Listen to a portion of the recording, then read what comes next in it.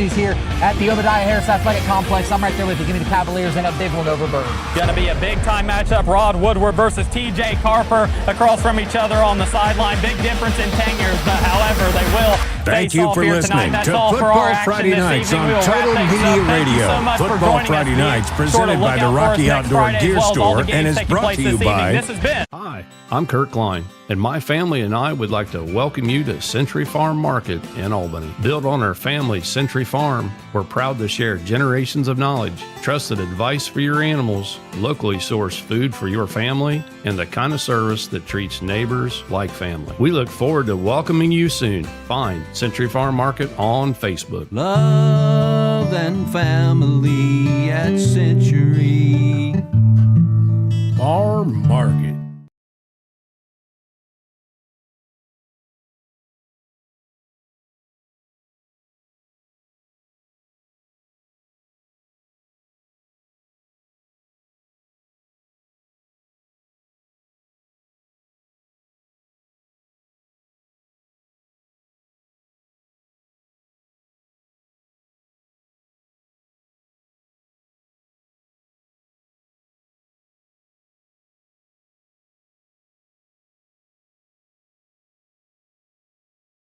Hi, I'm Kurt Klein, and my family and I would like to welcome you to Century Farm Market in Albany. Built on our family's Century Farm, we're proud to share generations of knowledge, trusted advice for your animals, locally sourced food for your family, and the kind of service that treats neighbors like family. We look forward to welcoming you soon. Find Century Farm Market on Facebook. Love and family at Century Farm Market.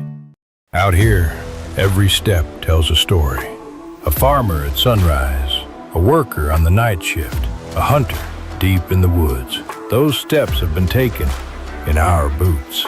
Right now, get more out of every step by checking out our new Buy One, Get Two Free section in all products from Rocky, Georgia Boot, Durango, Muck, and Extra Tough. The Rocky Outdoor Gear Store. Outfitting hard-working people for every job, every season, and every step along the way.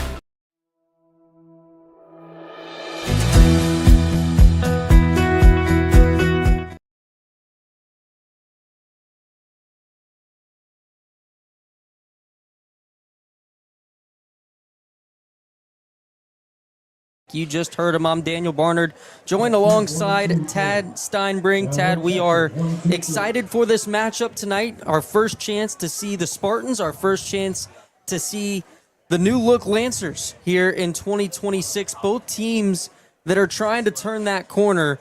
And for Alexander last week, they turned it in a big way. They sure did. And I wasn't surprised, as I told Coach Bean during the Athens County Coaches Show, I wasn't surprised that the Spartans won the game last week. I expected them to win the game. I didn't expect them to win that big against what's been a pretty decent Miller team the last few years.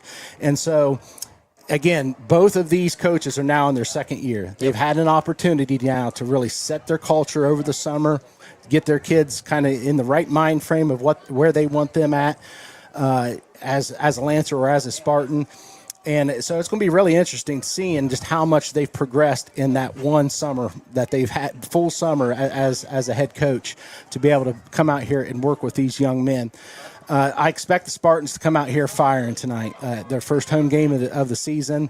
The Federal Hocking Lancers are going to have to withstand that in the beginning, right? They're going to have to withstand some of that onslaught that's going to happen in the very beginning. And handle their emotions, obviously. This is a rivalry renewed, which I know you're going to talk about, Daniel. And so there's a lot going on here. There's a lot happening. I think the pressure is a little bit more on the Spartans tonight because they really want to show that last week wasn't a fluke, right? No doubt. Yeah, and they want to come out and perhaps try to dominate the Lancers here tonight. But the Lancers and Coach Branch are going to have a lot to say about that. Well, yeah, and more on that pressure part is the fact that last week the Spartans started slow. We talked to Coach Bean about that, and you're going to hear that coming up here in just a couple of minutes. Coach Bean told us They gave up an opening kickoff return for a touchdown, which we saw in our own game last week between Trimble and Nelsonville York. The Spartans were the victims of an opening kickoff return for a touchdown. They also gave up a touchdown on what was their first actual defensive drive of the game. So they gave up 14 points in that first quarter, albeit they led after the first quarter 15-14. But from that point on, it was all Spartans. They found that groove. They made one small adjustment on the defensive side, and it was night and day. Coach Bean told us the rest of the way. As for this Federal Hocking team, like you talked about, Tad, led out by second-year head coach Dominic Branch, they're looking for their first win of the season here tonight after suffering a triple overtime heartbreaking loss last week to Franklin Furnace Green. Yeah, and you have to wonder, have their bodies had time to recover from not just a week one game, but a game that has 3 overtimes, right? Well, let's go ahead and ask. Let's go ahead and find out what Coach Branch had to say about that. We talked to both coaches earlier this week at the Athens County Coaches Show. Coach Branch coming up first here after the break. Roving reporter here.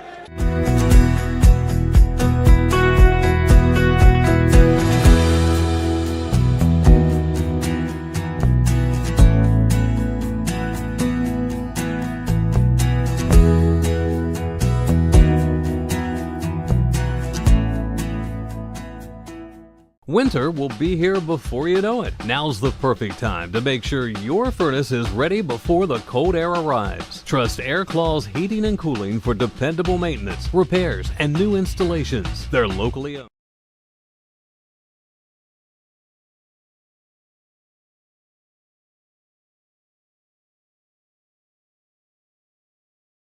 And communities find stability and hope. Now we're expanding our services to reach even more of Southeast Ohio, because when our neighbors are supported, we all grow stronger.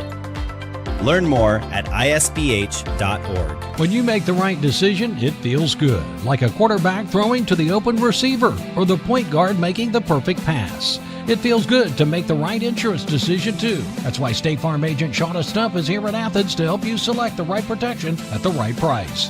Shauna will make sure you understand your State Farm coverages so you'll know what to expect if the unexpected happens. With State Farm agent Shauna Stump, it's easy to make the right choice. Just call Shauna when you want the real deal. Like a good neighbor, State Farm is there. You're listening to the Rocky Outdoor Gear Store Athens County Game of the Week, presented by Merchants National Bank on Pure Rock 105 XTQ. Welcome back to the pregame edition of the Rocky Outdoor Gear Store Athens County High School Football Game of the Week, presented by Merchants National Bank. It's time to sit down with the head coaches. Joining us first, the head coach of the Federal Hocking Lancers, Dominic Branch. Coach, I'll start with you because we talked about it a little bit in that last segment. Last week, you guys didn't get the result that you wanted, losing 38-32, but in triple overtime against Franklin Furnace Green. What did you see from your team mentality-wise, mentally, physically, in that triple overtime game? They had to be exhausted coming off that field. It was a great game. Great game. Those guys fought hard. I told you guys we was pretty young. That's something we got to learn how to win together and lose together. Those was one of those losses. But those guys played phenomenal. I mean, the whole 4 quarters and the 3 overtimes, man. I mean, that's what we've been working for, to go the extra mile. And I think those guys did a great job at that. Now, we don't see triple overtime games too often. We don't see overtime games that much. We see them a little bit. Double overtime gets a little rare. Triple overtime, extremely rare. For our listeners and for us, because I'm sure we could use the refresher, walk us through how overtime works in high school football. When you come out, how do the possessions work? Talk to us about it. So we get a possession from the 20, 4 downs to go score, or 8 downs if you make it right. So you get 1 first down. You get that first down, you first and goal. You got to go score. Okay. So it's score for score. And that's every single overtime. Every single overtime. Nothing changes. Okay, Gage, I'll turn over to you. Playing in a game like that, obviously not coming out on top. How did you feel coming out of it? How did you get a sense for how the team felt coming out of that week 1 matchup? A little disappointed. We went in thinking we were going to win that game, that we were going to easily beat them. Sadly, that's not how it turned out, but I think we really stuck together, being a team, especially yesterday, going out to practice, everyone was locked in. They were ready to play. They completely forgot about that game. Coming in with a chip on your shoulder this week, ready to come out and get after it. Well, you heard Coach just say how proud he was of you guys as a whole. How much does that mean to you and the team to have the support of your coaching staff regardless of the outcome? It means a lot, just knowing that we have our coaches' backs and that they have our backs. Now talk to me about your game and the offensive line. Obviously, as the starting running back, you guys put up 32 points. The offense was working for the most part of the game. How are you feeling out of the backfield? How do you think your offensive line did to protect you and create holes as well? Really confident. I think they did a great job. I could easily go through the hole, make my plays, and do all that. Coach, I'll turn it back to you here. Second-year quarterback in Tristan Bowers. How did you like the way he played? What did you take from his game coming into his first full year as a starter? He's the guy. We put so much on his plate last game, man. I'm talking about easily over 30 carries. Just Bowers by himself. He kicking field goals. We had an opportunity to end it in the regulation with a field goal with like 20 seconds left. Mm-hmm. We just hit off the left upright. Just one of those tough things. But he stepped up to the plate, and that guy's a baller, man. He's an athlete. I love that kid, man. You talked about how much he ran the ball. How did you like how he threw the ball? He threw the ball. He had 2 touchdowns passing. Okay. Great throwing the ball. We do got to clean that up. But this year I wanted to try to get a running game going this year. It's been a thing that's been lacking, I feel like, at Fedor Hocking. So we want to try to build that back up, get some aggressiveness around. Coach, let's turn over to the defensive side. What was it, 2020 at the end of regulation, something along those lines? So some of those points were scored in overtime. So overall, your defense played decent, it sounds like. Tell us some positive things that you saw on last Friday night and some things you've been working on this week in preparation for the Spartans. The defensive line, that was the thing that took a jump this week. We had a scrimmage the week before. To me, didn't play too well. We was pretty high up front. That was the thing we focused on, is being more low, getting in the backfield, creating a new line of scrimmage. I think that worked this last week.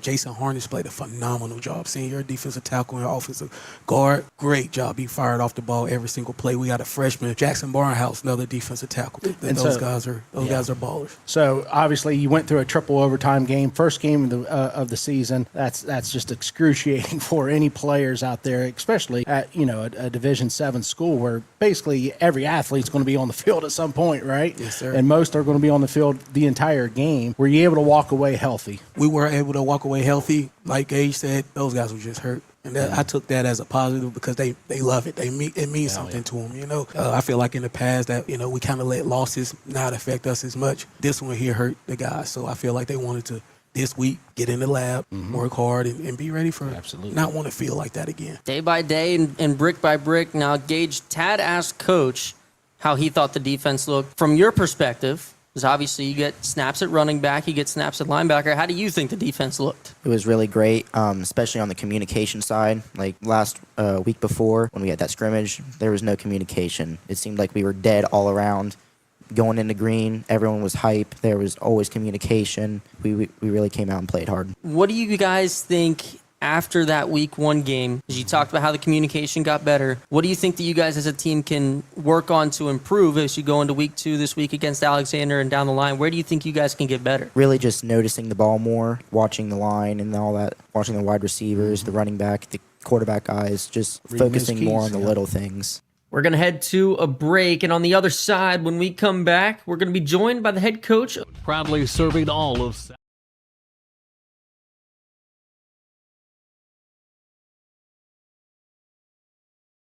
Southeast Ohio and servicing all brands to keep National Bank on Pure Rock 105 WXTQ. Hi, I'm Kurt Klein, and my family warm and comfortable all winter long. Find Air Claws online and call today. Air Claws, your local heating and cooling experts. Visit online and call today. Air Claws. Looking to make someone's day unforgettable? Visit Hyacinth Bean Florist, a full-service florist on West Union Street in Athens. Find unique, custom, one-of-a-kind floral designs that make every occasion special. From stunning wedding flowers to everyday bouquets to brighten someone's week. Add balloons, chocolates, or stuffed animals, and browse in-store gifts featuring local artists, cards, jewelry, and much more. Hyacinth Bean Florist in Athens, where every arrangement tells a story. Need a contractor you can count on? One call, we do it all.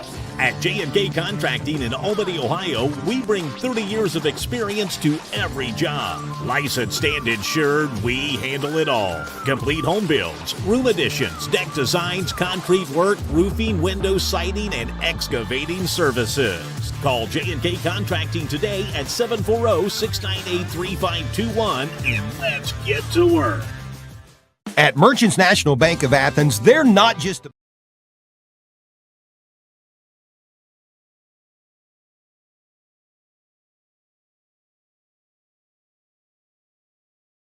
countyhightech.com. You're listening to the Rocky Outdoor Gear Store Athens County Game of the Week presented by Merchants National Bank on Pure Rock 105 XTQ. Welcome back to the pregame edition of the Rocky Outdoor Gear Store Athens County High School Football Game of the Week presented by Merchants National Bank.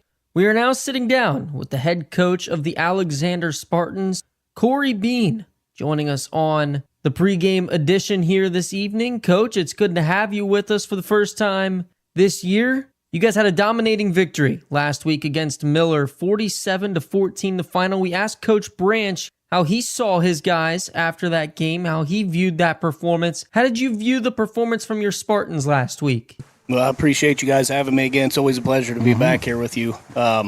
Week one was exactly what we needed. It's what we were looking for. Now, we didn't start that game the way we wanted to, giving up an opening kickoff, and then their first drive, they scored, they scored right off the rip. So, you know what? It's not what we wanted, but it's what we needed, right? We needed humbled really quick. Yeah.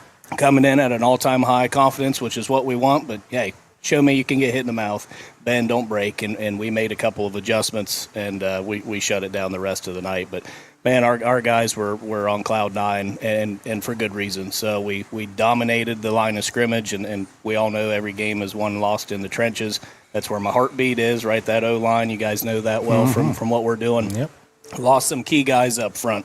So that's really where we were looking to see if these new guys coming in could really get the job done. And, man, they really did impress. And so you look at a stat line like Trent Mash, my senior running back, in the night that he had. And, of course, he performed extremely well. And I will not take anything away from him because, man, he ran his butt off. But that O-line really made it happen. And when you get to watch film together and you see the relationship of, Trent having that success, but being able to turn and say, hey, that's on you guys. Great job. That's the chemistry we're trying to build. And then you've got Carter coming in as a senior QB, and, man, he is calm, cool, relaxed. And that's exactly what he needs to keep his confidence up. He operated the offense extremely well, and even with the passing stats that he had, we didn't have to go downfield to get it. Right. We were able to keep it in the short game and get the ball out to our athletes and let them boogie. So offensively, it was a really great night. And being able to get the twos in towards the end of the third quarter and hit that running clock it's a big deal for us. So we felt we managed that game really well. But then defensively, like I said, they hit us in the mouth early. And, Coach Marks, our DC, I mean, he's an absolute mastermind. He made one minor adjustment, and we shut it down the rest of the night. And this is a big thing for us because we're changing our defense this year. Okay. So you got to do what you can with the personnel you got. We got a lot of skilled guys. We lost a lot of meat up front, so we're switching up to a 3-5. Still got the same amount of guys in the box as we did in the past, but gets a little bit more of our athletes out in space and lets them make things happen. So we're still learning how to run this defense. And through the first two scrimmages and even this game here, man, they executed really well. So definitely looking up, one game at a time, right? One quarter at a time, one drive at a time, one play at a time. That's the mentality right now. But couldn't be more proud of our guys. And just to put some numbers on how good of a performance your defense had, what I saw, and you can correct me if I'm wrong, this was on Max Preps, just 16 passing yards allowed. Your secondary was on lockdown. Now, did Miller try to throw the ball much, or was your defense just performing that well? They had a few opportunities to connect, but again, this is where I've got pretty good athletes on the edge, but it comes down to watching film and breaking it down, and our guys felt like they knew what concepts were coming, so they were able to play those well. So we took that away, at least we felt that we did. Field conditions weren't great either. The ball was wet all night. That's one of the reasons we didn't throw it a whole bunch, but Miller's a downhill running football team, as they should be with Lee Master in the backfield. I really like that kid. He runs the ball hard, so but being able to hold them to under 150 yards total offense is a big win for our defense. And we were able to put the ball on the ground, right? Force some fumbles, get some good pass breakups. We came away with one fumble recovery. No interceptions though. So hey, we didn't reach the full defensive team goal, but still a really good night. And even though we can shift it to special teams, being able to block a couple of punts is big too. So those are always big momentum shifters and give you some good field position to work with. But defense was on it. Yeah, I'll be honest with you, Coach Bean. I certainly anticipated a Spartan win on Friday night. I did not anticipate that good of a win, that big of a win. Is that something you felt that could potentially happen going into that game? We were extremely confident going into that game, as we should be every week. But I knew the guys were ready, and I've had a lot of people ask me, like, great win, good job, but how'd you feel after the first couple of minutes? Because I'm telling you, man, opening kickoff to the house, they get the ball back. Yeah. And 2 plays. Yeah. 2 plays later, they punched it in again. And I told the guys in film the next morning, I said, you guys go back to that moment. Do you remember when that happened? I said, how many of you looked at me? And they all said, yeah, we all did. I said, and what was I doing? I was just standing there nice and calm, because that's how you got to be. Like, well, guys, we're fine. It's not what I wanted. Yeah. It's not what you wanted. Yeah. Stay calm. We're good. Do our thing. And after that happened, man, we really put it on. Well, the one thing that I wanted to ask you about before we head to another break here, before getting started with our final segment, is in June when I came out to a practice, you had mentioned that the motto for this year is that this is your team. You're telling the players this is your team. How did you see them living and playing out that motto on Friday night? Total ownership. They understand it and they love it, and that's the whole point, is empowerment. I continue to tell them and everybody, it's not my team. It's not a dictatorship. I don't want to make all of the decisions. I don't even want to call the plays. I want them to feel that, to do that. So they come off of the field. I go to them and say, tell me what you're seeing, what's working, what matchup do we have? You tell me what we're going to do.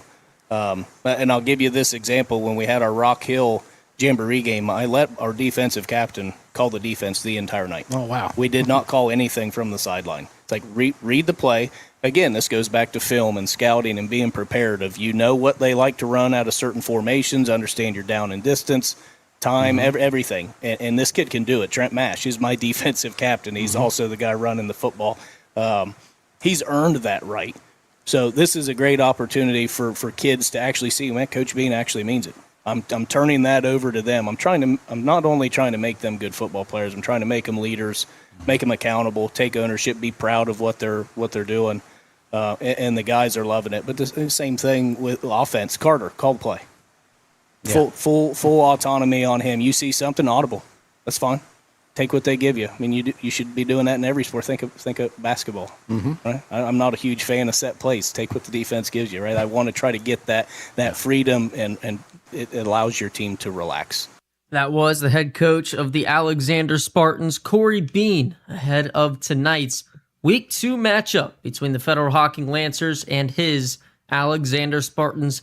It's coming up next on the Rocky Outdoor Gear Store Athens County High School Football Game of the Week, presented by Merchants National Bank. At Merchants National Bank of Athens, they're not just a bank. They're your neighbors, your friends, and your community partners. For more than 20 years, they've been here supporting local businesses, families, and dreams. The commitment goes beyond banking. It's about making a real difference. Whether it's sponsoring local events, funding scholarships, or bank, they're your neighbors, your friends, and your community partners. For more than 20 years, they've been here supporting local businesses, families, and dreams. The commitment goes beyond banking. It's about making a real difference. Whether it's sponsoring local events, funding scholarships, or volunteering time, they believe in giving back. Because when the community thrives, we all thrive. Merchants National Bank, your trusted partner, your real community bank. You work hard for your money. You're building something important, your future. With OUCU Financial, you don't have to figure it out alone. We are a credit union with fair rates, fewer fees, and clear financial advice to help you move forward with confidence. Whether it's your first home, your next car, consolidating debt, or unlimited cash back on your credit cards, we put you first. Open your account today at oucu.org and start saving more and worrying less. Bank with OUCU Financial, where you belong. As you know, it's screen season, and if your screen is in need of repair like this one, we can help you. Pidcock Glass offers a variety of ways we can help you. If you've got a bit metal piece in your screen, we can patch that in and replace it. And we offer different screen material, one of which is the popular pet screen. So this is a great material to use, especially if you've got kids running in and out of the house or a dog that likes to jump on your screen. So please come and see us at 500 East Canal Street, Nelsonville, Ohio. We'd love to help you with all your screen needs. My name's Dee Dee Logie. And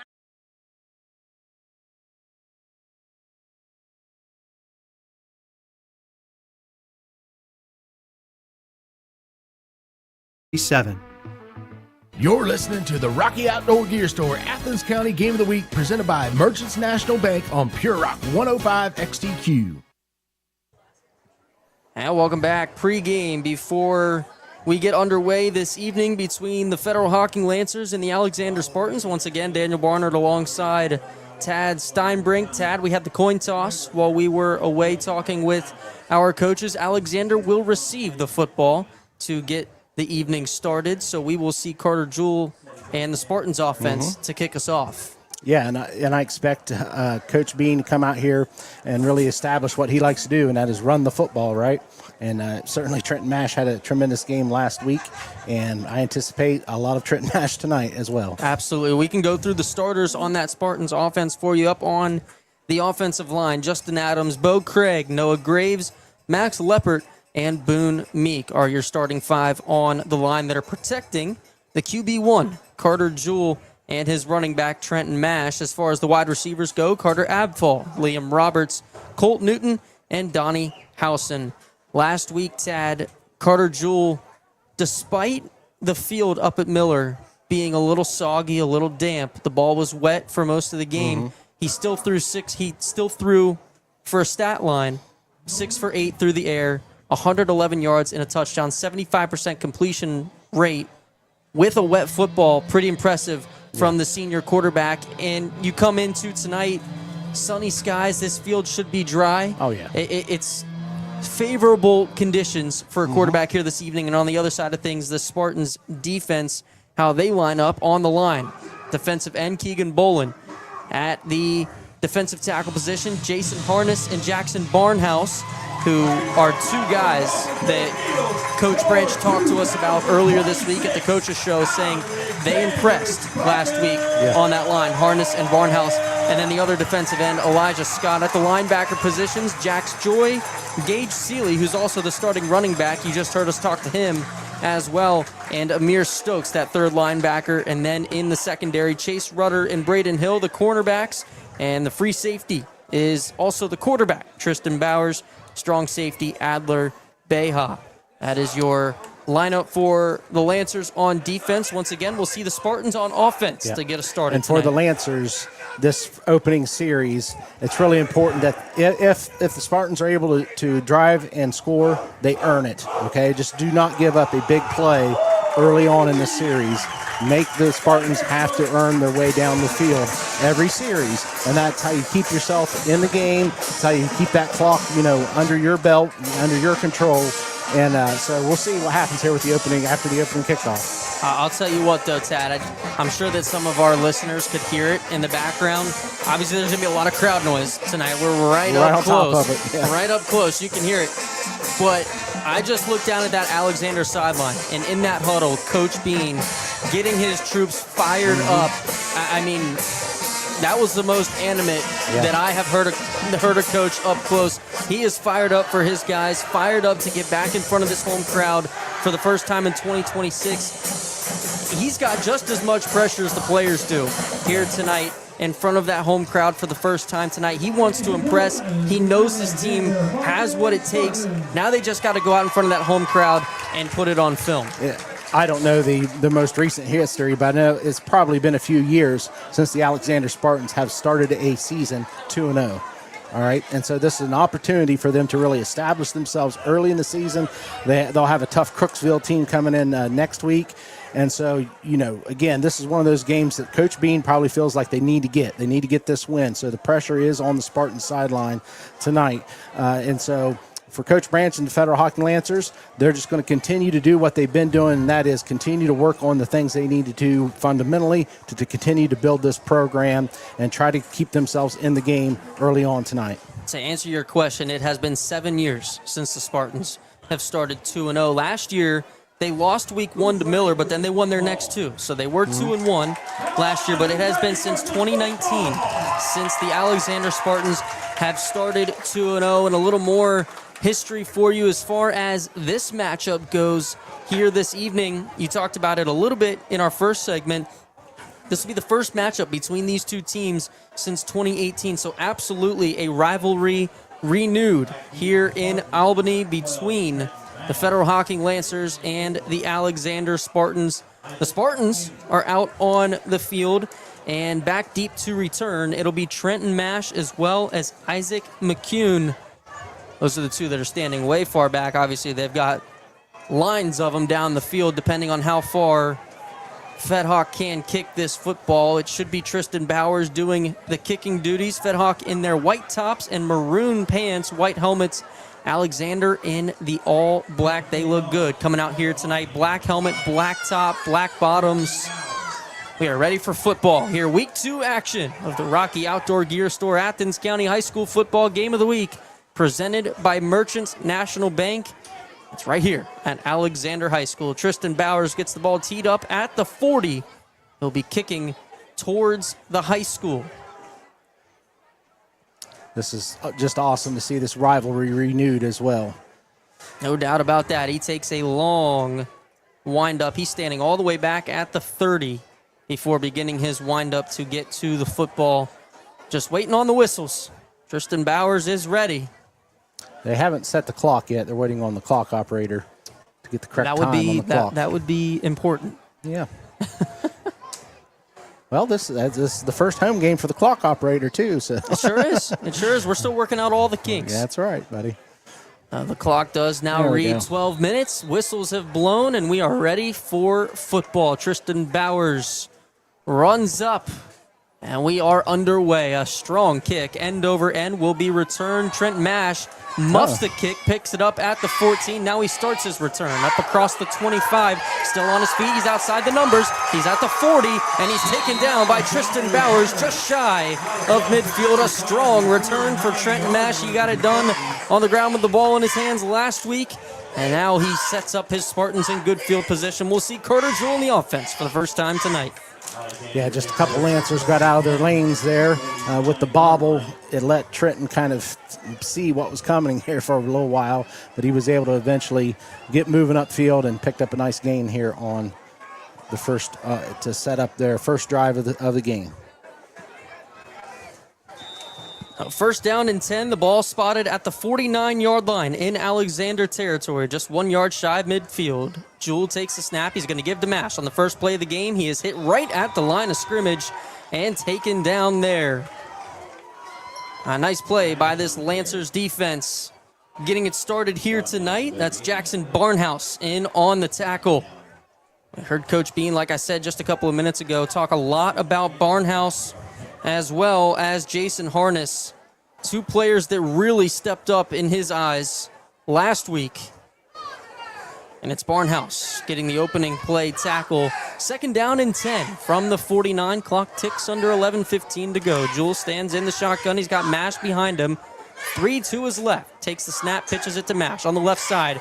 He's across midfield. He's got space. Inside the 30, 25, 20, 15, 10, 5. He's dragged down inside the 5. A pickup of 45 yards on second down. And the Spartans have first and goal. Nothing complicated there out of the pistol look. Just turn and pitch the sweep, and they're able to get the edge quickly on the Lancers. Looks like the ball is all the way inside the 1 yard line. First and goal, Alexander. Trenton Mash had himself quite the performance last week with 5 touchdowns, and now he's got the Spartans down at the 2. First down and goal. Carter Jewell stands in the shotgun. He's got Mash to his left. He's got Donnie Howson to his right. One receiver to each side. Jewell takes the low snap, gets it off into the hands of Mash, lowers the shoulder. He's going to come up short, but he does pick up 1. Nice job there by Gage Seeley from the linebacking position, getting some penetration, making contact in the backfield. So it'll be second down and goal right at the goal line. Right on it. Staying right in the shotgun. They're staying in the shotgun, even right this close to the goal line. About a hair length away from the end zone. Jewell stands in the shotgun, like you said. Man in motion, takes the snap, gives to Mash. He is in. An opening drive touchdown for the Spartans. Trenton Mash with his 6th touchdown of the year.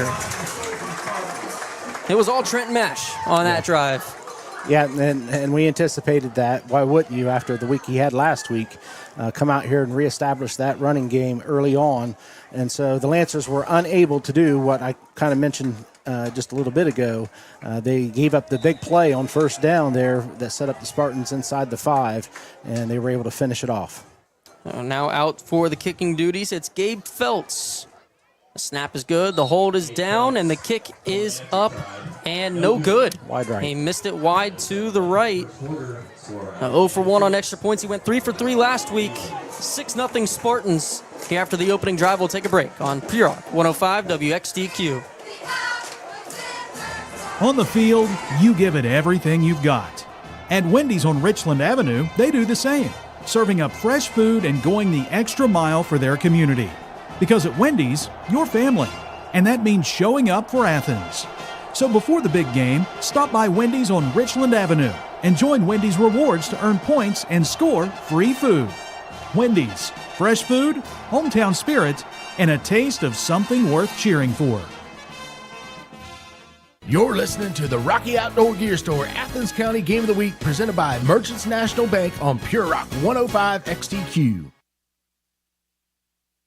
And welcome back. The Lancers getting ready to get the football for the first time tonight after the Trenton Mash Show took over on the opening drive for the Spartans. 51 total yards on the ground for them and 6 points to show for it on the scoreboard. Gabe Feltz no good with the extra point, so the score is 6-0.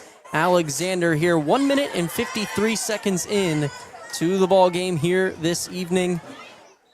And now it will be Feltz doing the kicking duties, a senior soccer player that Coach Bean sniped once again from Coach Roush over on the soccer field. And Feltz winds up and gets the kick away, end over end, angling towards the sideline. That's going to skip out of bounds. It'll be a free kick out of bounds. And that'll set the Lancers up with good field position. Yep, so they'll start out at the 35 here. And so we'll see if the Lancers can come out here offensively and answer quickly to that Spartan score. In all honesty, Federal Hockey may not want to score quickly. They want to score, obviously, but taking some time to get down the field and keeping this Alexander offense off the field would be just fine for Coach Branch. Well, but most importantly, they just need to get out here and move the ball. Last week, this Lancers offense, led out by sophomore quarterback Tristan Bowers, put up 20 points in regulation. They added 12 more in 3 overtime periods. And Coach Branch told us that Tristan Bowers was doing it all for that squad. He ran the ball easily, what Coach Branch said, 30 times from the quarterback position. And now here on 1st down and 10 from the 35. I'll take the snap in a wildcat position, working out to the outside. That was Braden Hill taking the snap on 1st and 10. He lost yards as Tristan Bowers was lined up out wide. Just a little wildcat or whatever you want to call it, where you put typically your best athlete at the quarterback position to try to take a snap and try to catch the defense off guard. It was just a simple sweep out of that formation. And they lost 4, so it'll be 2nd down and 14, and now Tristan Bowers is back at that quarterback position, standing in the shotgun. He's got 2 to his left, 1 to his right. Takes the snap, going to keep it himself, trying to work towards the left side. He is immediately spun down in the backfield. Quickly getting in on the stop, it's Max Leppert. So first 2 plays of the offensive series, they've tried to do something from the quarterback position, 2 different quarterbacks, but some variation of a quarterback run, and both have lost yards. Max Leppert coming in from that linebacker position, his first sack of the evening. Had half of a tackle for loss last week. He also had 2 blocked punts in that game against Miller. Makes his presence felt early. It's 3rd down and long, 3rd and 20. It's Bowers, 3-step drop going over the middle. He's got Hill. It's caught. Nice one. at the 41-yard line. Still going to be shy of a first down, but they pick up a lot of that yardage back. Just shy.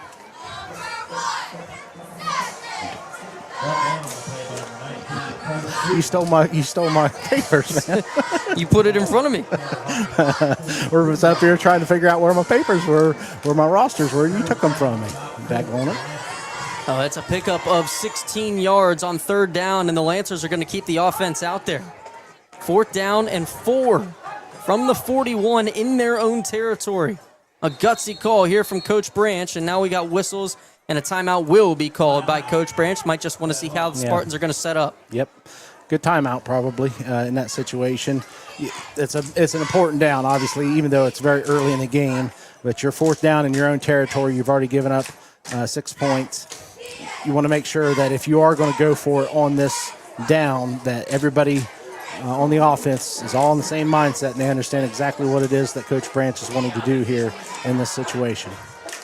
Now, how about the faith in Braden Hill here early? You open the game with him at that wildcat position, taking the initial snap of the game on offense, loses yardage, but then Tristan Bowers goes right back to him on a 3rd and long and picks up 16 yards to even set up the possibility here on 4th down. That was a nice catch. It was a nice catch, nice ball, honestly, but well executed. Offensive line gave the quarterback some time to throw the ball deep.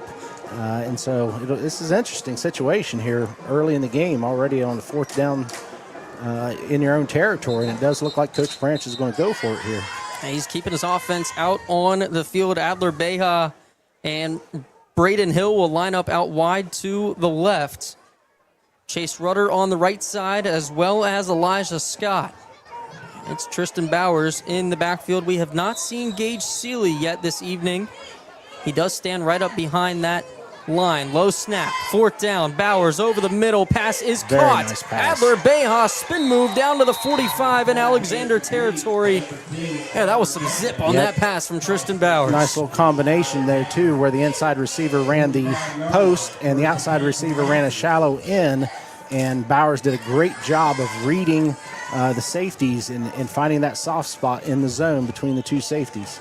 So after the first 2 plays on offense for the Lancers went backwards 10 combined yards, the last 2 plays have gone forward. Let me do my math real quick. Let me get my shoes off again. Over about 30 yards. Now Tristan Bowers on 1st and 10, wrestled down immediately at midfield. Once again, it's Max Leppert, his 2nd sack of the opening drive. These quarterback runs, typically a quarterback sweep, you're not going to fool anybody because the person who gets the snap is holding the ball the entire time. There's really no misdirection that's happening. So that means your offensive line has really got to be sticky to their blocks. And right now the Lancers are just not able to handle it up front. Every single play so far on this drive has either been a massive win for the offense or a massive win for the defense. Bowers on 2nd down, takes the snap, looking left side, passes caught. Braden Hill immediately goes down to the ground. A possession catch, picks up a solid chunk of about 8. Definitely have found something early on with these in routes.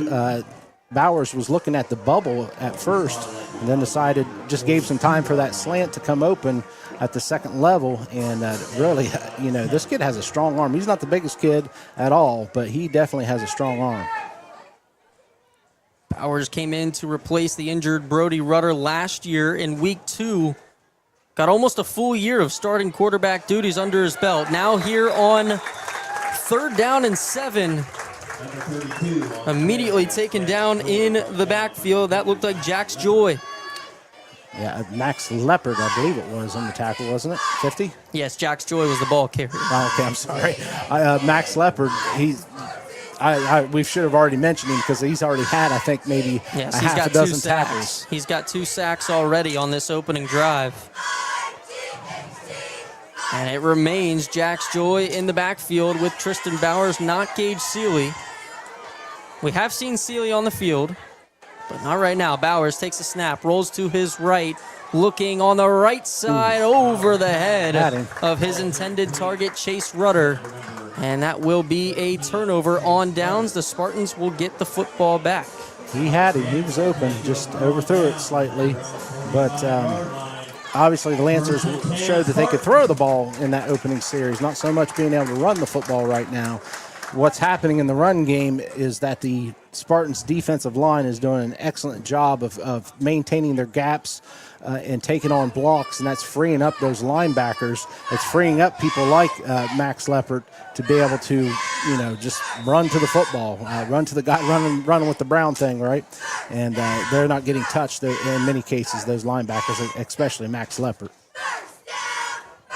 Well, the Spartans offense back out on the field for the second time here this evening, led out by Carter Jewell. It was all Trenton Mash on that opening drive. He got a handoff on every single play and ended up scoring 51 yards and a touchdown. He scored from 1 yard out. Now on the second drive, Spartans still lead 6-0. 5:50 to go in the opening quarter. Jewell steps back, going deep over the middle. Pass is caught, and it's a foot race. Down the sideline, the 10, 5, touchdown Spartans. Colt Newton, 55 yards out, and the Spartans double their lead.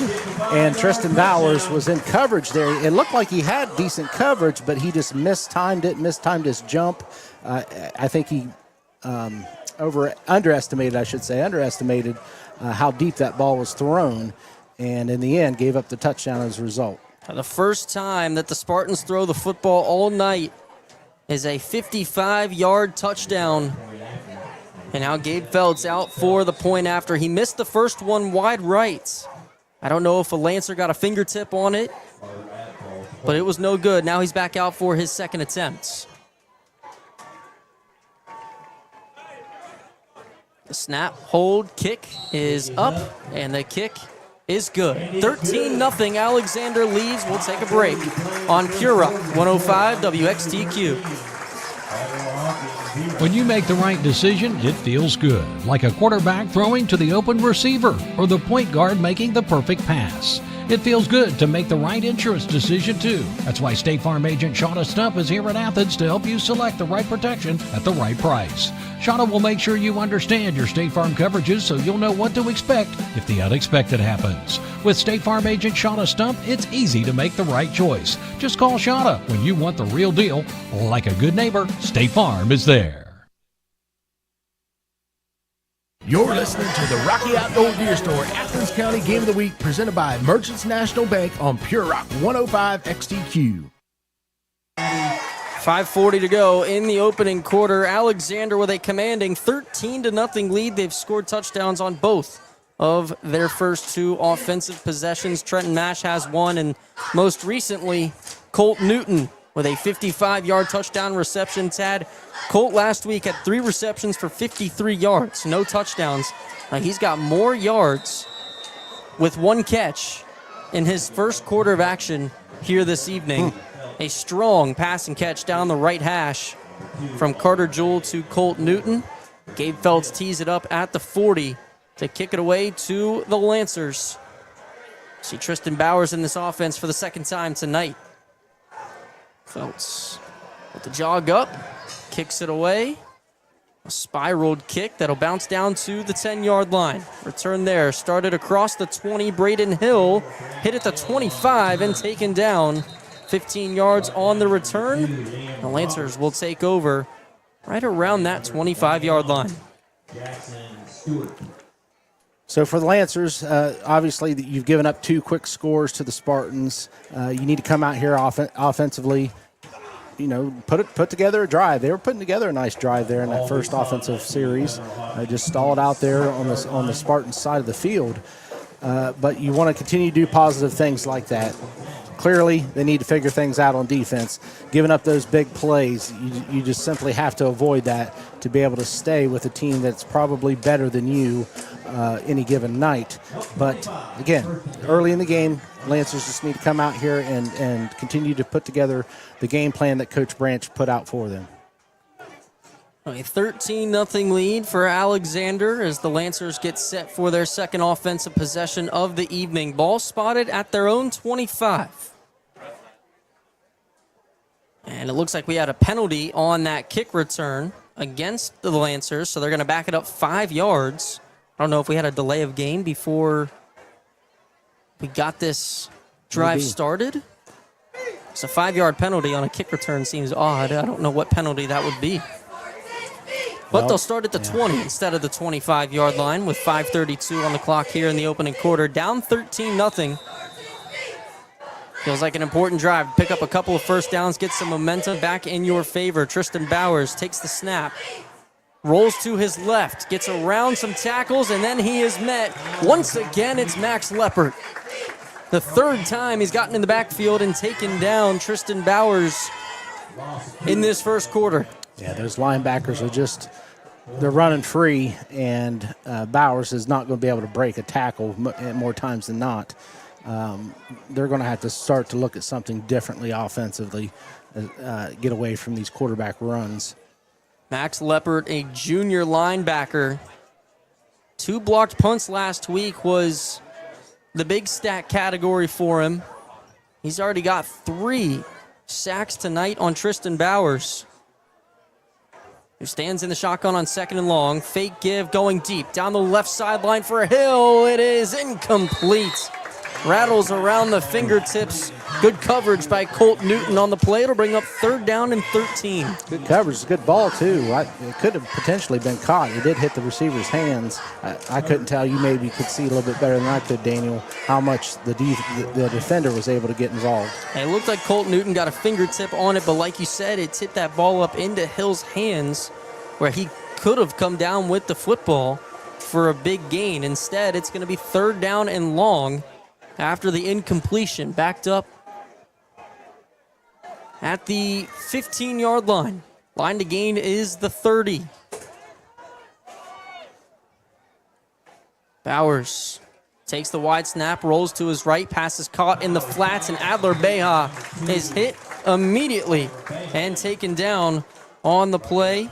That was Trenton Mash bringing him down to bring up 4th down. And they will bring on the punt team in this situation. 4th down on your own 20. It's a no-brainer. You don't really have much of a choice. So the ball spotted at the 20. They got back to the initial line of scrimmage, picked up about 4 on the play.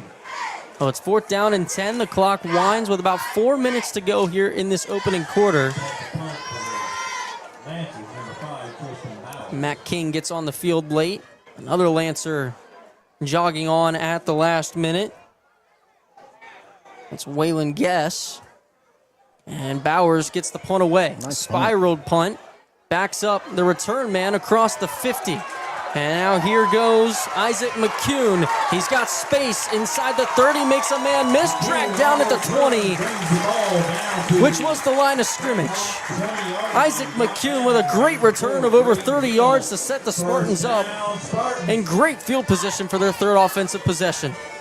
Lancers just not taking very good pursuit angles on their kickoff and their punt team that we've seen so far. And that will happen. That, again, special teams is something that usually lags behind as the season goes on. They'll catch up with the offense and defense.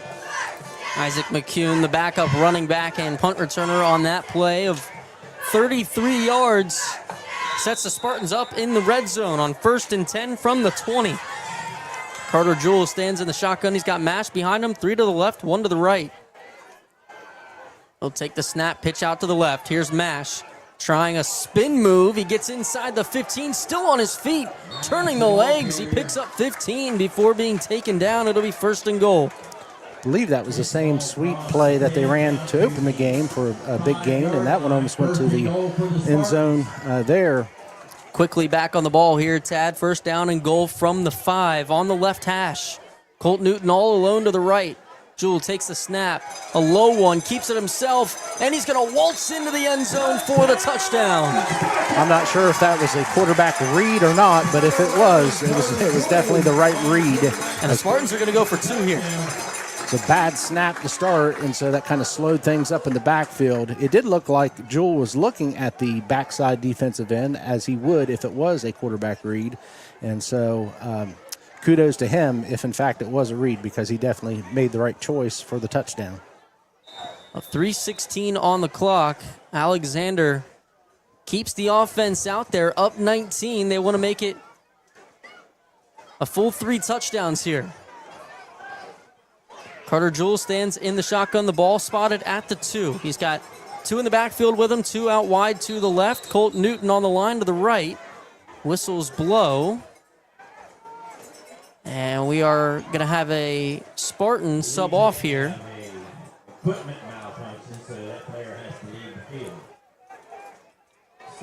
Subbing in, it'll be Davin Steenrod. He comes off the field, or Justin Adams comes off the field for Steenrod. Now the 2-point conversion attempt. And the Lancers jumped, flags fly. Must have been some contact. Dead ball foul. So that'll move the ball half the distance to the goal, and now the Spartans will be set up at the 1-yard line going for 2.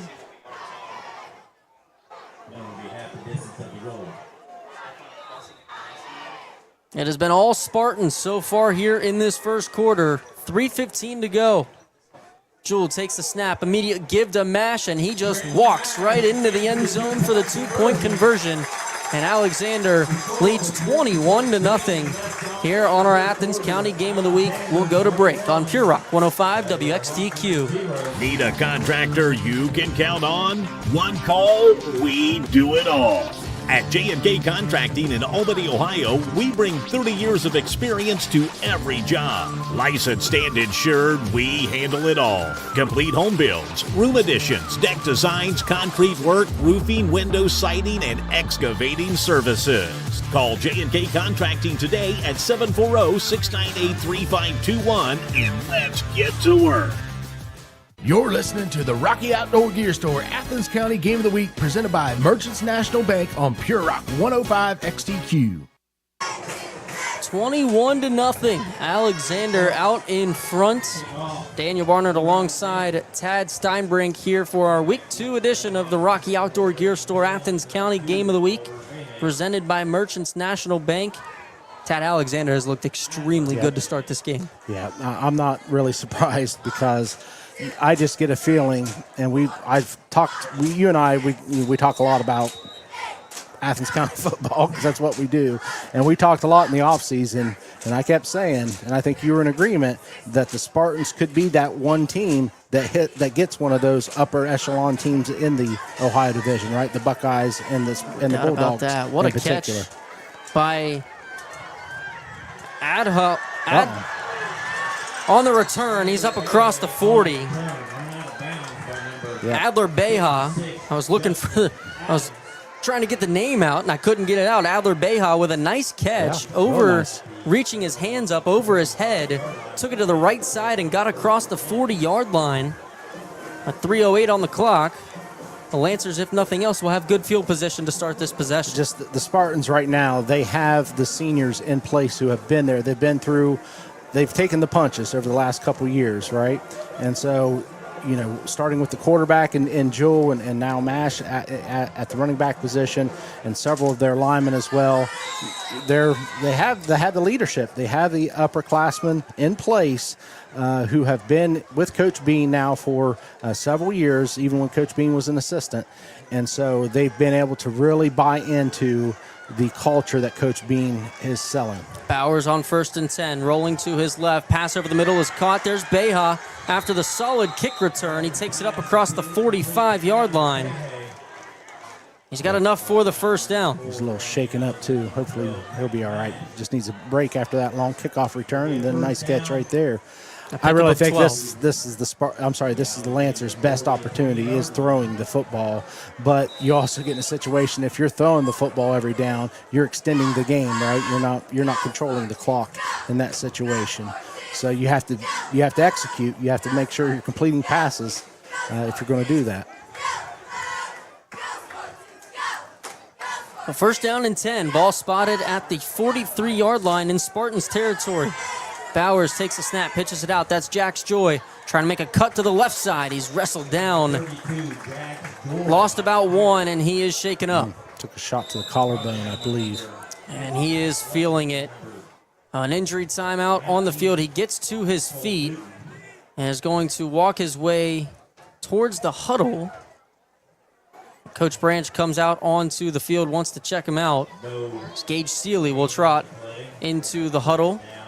Joy will head off to the sideline with Coach Branch embracing him. Yeah, we'll just keep it right here for right now. I think he's going to be all right. He was able to pop up there. He took a shot to the collarbone, perhaps up underneath the chin, but he's walking normally like he's fine, and doesn't look like he's hunched over at all, favoring a shoulder area. It'll be second down and 10 from the 44. Bowers looking left. Pass is picked off. This could be 6. Coming down the sideline, one man to beat, and he is wrestled down from behind. That is Donnie Howson with the interception. Yeah, Tristan Bowers just did not see that outside linebacker coming up underneath into the flats, defending that, to be able to defend that pass. He just saw the corner out there was playing a little bit soft, and he anticipated his receiver to be able to run that hook and be open, but he just did not see that linebacker coming up underneath. So it'll be first down and 10, right back near the red zone. The ball's going to be spotted at the 22 after a promising start to the possession for the Lancers. The Spartans take it right back on the interception. The clock is running right now, Tad. I don't think it should be. No, Jewel on first down, pass out to the flats. That's going to be caught. That's Carter Abfall making his way up the left hash before being taken down inside the 20. Yeah, they definitely should have stopped the clock after a turnover, change of possession. But so a little bit of time lost there. I don't think in the end it's probably going to affect the result of the game, but well, the clock continues to run after Abfall tackled inbounds. Should be running right now after a pickup of 3. Ball spotted at the 19. Jewell takes a snap, play action, looking to the end zone. There's Newton again, his second touchdown of the first quarter. Yep, they slipped out on a flag route, and I pretty much it appeared to me that the Spartan quarterback saw it the whole way. He didn't even look off. He was just waiting for the receiver to clear that third level, and he was wide open. Colton Newton has 2 receptions, one of them for 55 yards. Now this one for 19 yards. So he's got 2 receptions, 74 yards, and 2 touchdowns here in this opening quarter. I'd say that's a pretty good stat line. Gabe Feltz out for the extra point. A good snap, a good hold, and probably the best operation on the PAT so far this evening. 28-0 Spartans with 1:24 to go in the opening quarter. Looking to make someone's day unforgettable? Visit Hyacinth Bean Florist, a full-service florist on West Union Street in Athens. Find unique, custom, one-of-a-kind floral designs that make every occasion special. From stunning wedding flowers to everyday bouquets to brighten someone's week. Add balloons, chocolates, or stuffed animals, and browse in-store gifts featuring local artists, cards, jewelry, and much more. Hyacinth Bean Florist in Athens, where every arrangement tells a story. You're listening to the Rocky Outdoor Gear Store Athens County Game of the Week, presented by Merchants National Bank on Pure Rock 105 XTQ. 1:24 to go in the opening quarter. Alexander on top, 28-0. The Spartans have been cooking so far here this evening. 2 passing touchdowns from Carter Jewell to Colt Newton, including the 19-yard touchdown reception on the previous drive. Trenton Mash has a 1-yard touchdown rush, and Carter Jewell also has a rushing touchdown to his name. So 3 total touchdowns for the Spartans quarterback in the opening quarter. Coach Bean has to love what he's seen out of both sides of the football so far tonight. Yeah. And again, Carter, this is his sophomore year. There were some injuries that put him into that position at quarterback. That occurred, but then last year he took the helm full go at quarterback. The return starts at the 15 here for the Lancers. Matt King takes it out across the 20 up to the 26. In that sophomore and junior year, he had some issues with some turnovers. He was just trying to do too much, and I think he's learned quite a bit from those 2 years, obviously. And now being a senior, he's in that leadership role. He understands the offense. He understands what Coach Bean wants out of the quarterback position. And I fully expect Carter Jewell to have one of the best seasons in Spartan history this year. Certainly setting the bar high for him. Yep. Setting the expectations high in Spartan history. He's certainly off to that type of start. He had a passing touchdown last week as well as a rushing touchdown. He's got 2 more passing touchdowns so far tonight and a rushing touchdown. And we're only in the first quarter. The Lancers back out on offense. Bowers takes the snap. And keeping himself trying to get to the outside. And Tad, guess who's in the backfield? Yep, Max Leppert. There is a flag on the field. I'm not sure what that would be. It is in the backfield. Holding against Federal Hocking, so they'll decline that. Spartans are already saying that they will decline the penalty. So they'll take the loss of yards. Yeah, and it'll bring up second down and long. And it's really not complicated with what's happened with Max Leppert. He's just sitting there reading his keys and reading what that quarterback's doing. It's not really tricky, anything. There's no counteraction happening in the backfield. And the Lancers are just not able to get a offensive lineman up on that linebacker. And so it's basically one-on-one. And certainly you would expect Max Leppert, the junior outside linebacker for the Spartans, to win that battle most times. Bowers on second down and long takes the snap. He's going to go deep, looking for a hill. It's intercepted. Trey Stewart with the interception. It's back-to-back picks for the Spartan defense. He's taken down at the 43. Tristan was just fading away. He really didn't have his feet set. He was trying to throw it deep, just did not throw it accurate. I'm owner of Pidcock Glass and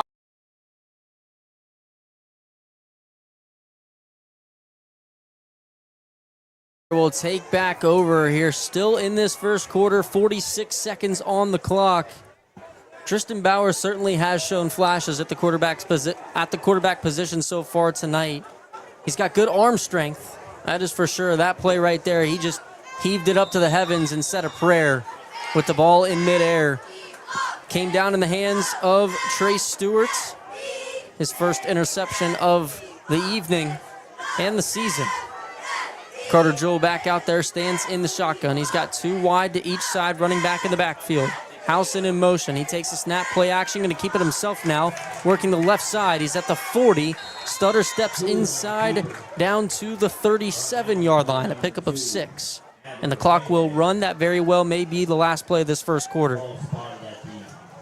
10 seconds and counting.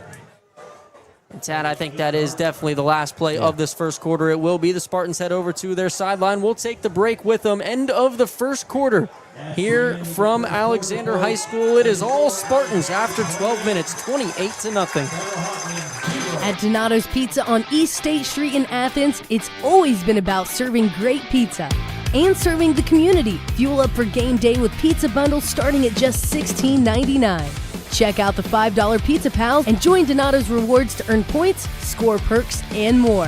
From the first whistle to the final buzzer, Donato's Pizza is proud to support local sports and local fans. Donato's Pizza, Athens. You're listening to the Rocky Outdoor Gear Store Athens County Game of the Week, presented by Merchants National Bank on Pure Rock 105 XTQ.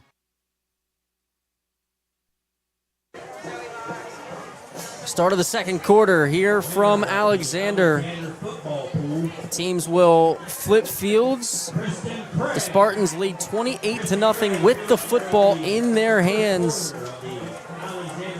They have looked mighty impressive so far tonight, Tad. They definitely have. And boy, I know we're going to go cover the Tomcats and Vikings next week, which I expect that to be a good game. But man, I sure would like to see this Crooksville Spartans game next week here at Spartan Stadium. Yeah, that'll be a fun matchup as well. We will get to see Trimble and Vinton County next Friday night. Get our first eyes on the Vikings here in 2026. But as we return to play here at Alexander, it's 2nd down and 5. The ball spotted at the 38. As Carter Jewell stands in the shotgun. He's got Isaac McCune in the backfield with him. He's going to pull it away from him, keep it himself. A read option. He's inside the 30 before stepping out. But Carter Jewell is really showcasing his dual threat ability. I mean, he looks like he's matured 2 or 3 years since last year. You could just tell, just being under Coach Bean for another summer and just having a better understanding of this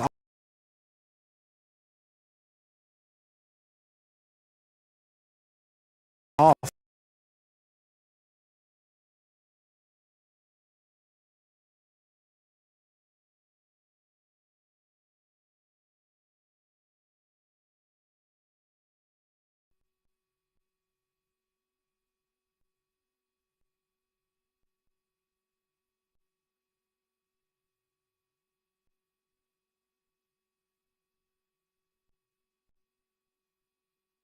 That are on the field at any given time are going full go, and that is a reflection of Coach Bean.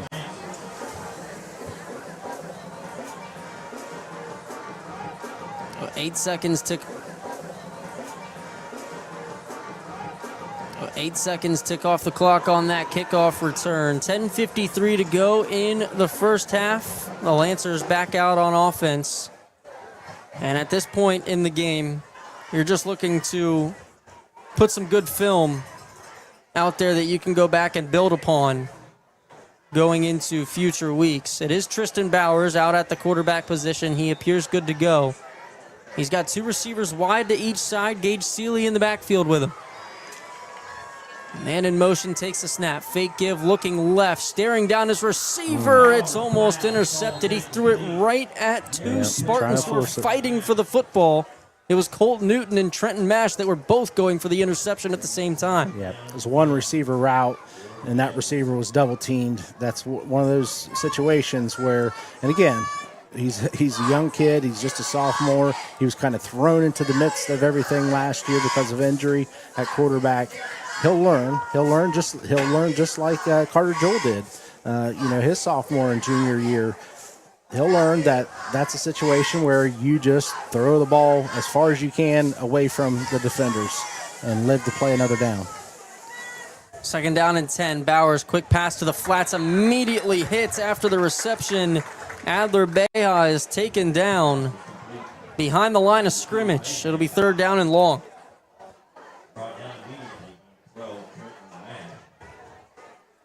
The ball backed up to the 20.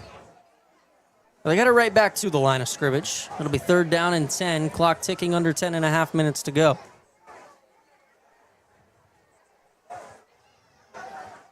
They're set up on the left hash here for 3rd down. 3 receivers to the right, 1 to the left. Bowers in the shotgun, a low snap. It's on the ground. He picks it up, and now we've got whistles blown. Are they going to say that Bowers' knee was down? They are. So the ball was snapped. It skipped on the ground back to Bowers, and as he went down to pick it up, when he gained possession of the football, his knee was on the ground, and therefore he's marked down on the play. So they basically just forfeited their 3rd down play with the bad snap, and now it's 4th down and very long. Punt team out on the field. Isaac McCune back deep to return for the Spartans. Just to let the folks know watching on the live stream, we had a power outage that happened not here but elsewhere that wiped everything out there for a little bit, and our stream team's working hard right now to get everything fired back up on the screen. I think we're back live on the stream, but we'll keep you updated as far as the time and score and down and distance as we always do on the radio. Ball is muffed on the punt. Who's got it? I believe it's the Lancers. It is. Sure is. So a good punt by Tristan Bowers. Isaac McCune not able to come up with it. Just goes right through his hands, and Federal Hocking's going to keep the football. Yep. And so good job there. I didn't catch who recovered the football, but the Lancers had good coverage in that case, and thankfully so, because once that ball was muffed, the Lancers were able to jump right on it. Now they'll have it at their own 40-yard line. Well, they pick up 20 yards on the play. Not how they envisioned doing it, but they do. It'll be 1st and 10 from the 40. Bowers in the offense remains out on the field. The Spartans defense asked to get another stop. They'll take the snap on 1st down, flags fly. I believe they're going to get a false start here on Federal Hocking. No, that is not the call. It is still going to go on Fed Hawk. Turn it over to you for that ruling. I wasn't even watching. I missed it. It was a legal shift probably. The official put his hand on his shoulder. crossed his chest, put his hand on his shoulder. It's delay of game, then, right? A game would be you put your arms on top of each other. That's right. Man, I need to get these. It's been a while since I honestly do need to do a little bit of study on signals again because it's been a while since. Clearly, I do too. I Regardless, was reffed up. it's a 5-yard penalty on the Lancers. First down and 15 from the 35. Bowers takes a snap. Going to give reversing fields. That's Matt King being run out of bounds, and we're going to get a holding call I know that on the call. Lancers. That's a hold. Yes, I know that one. So it was already 1st and 15. This will back them up even more if the Spartans elect to accept the penalty. No, they do not. They decline the penalty as Federal Hocking was stopped at the 32-yard line, and the line to gain is the 50. So they lost 3 on the play. It'll be 2nd down and 18. If they accepted it, would have been right around 1st and 25. The Spartans want to get their defense off the field and the offense back out there. Mm-hmm. Yep, 8:54 left in the half. Still plenty of time to put some more points on the board. Once again, 2nd down and 18 from their own 32. The Lancers granted new life after recovering the muff punt. Bowers pass out to the flats, incomplete, off the fingertips of Gage Seeley. Could have been caught, but it was a tough catch. It's a little out there, stretched out there for the receiver, Seeley. Well, you can tell that Bowers is being sped up in the backfield, no doubt about that. He did not have his feet set as he passed it out to the right side, looking for Seeley, and that was because that pressure was bearing down on him in the backfield. He had to get rid of the football, or else he was going to be taken down once again. But it's 3rd down and 18 from the 32. 8:49 on the clock.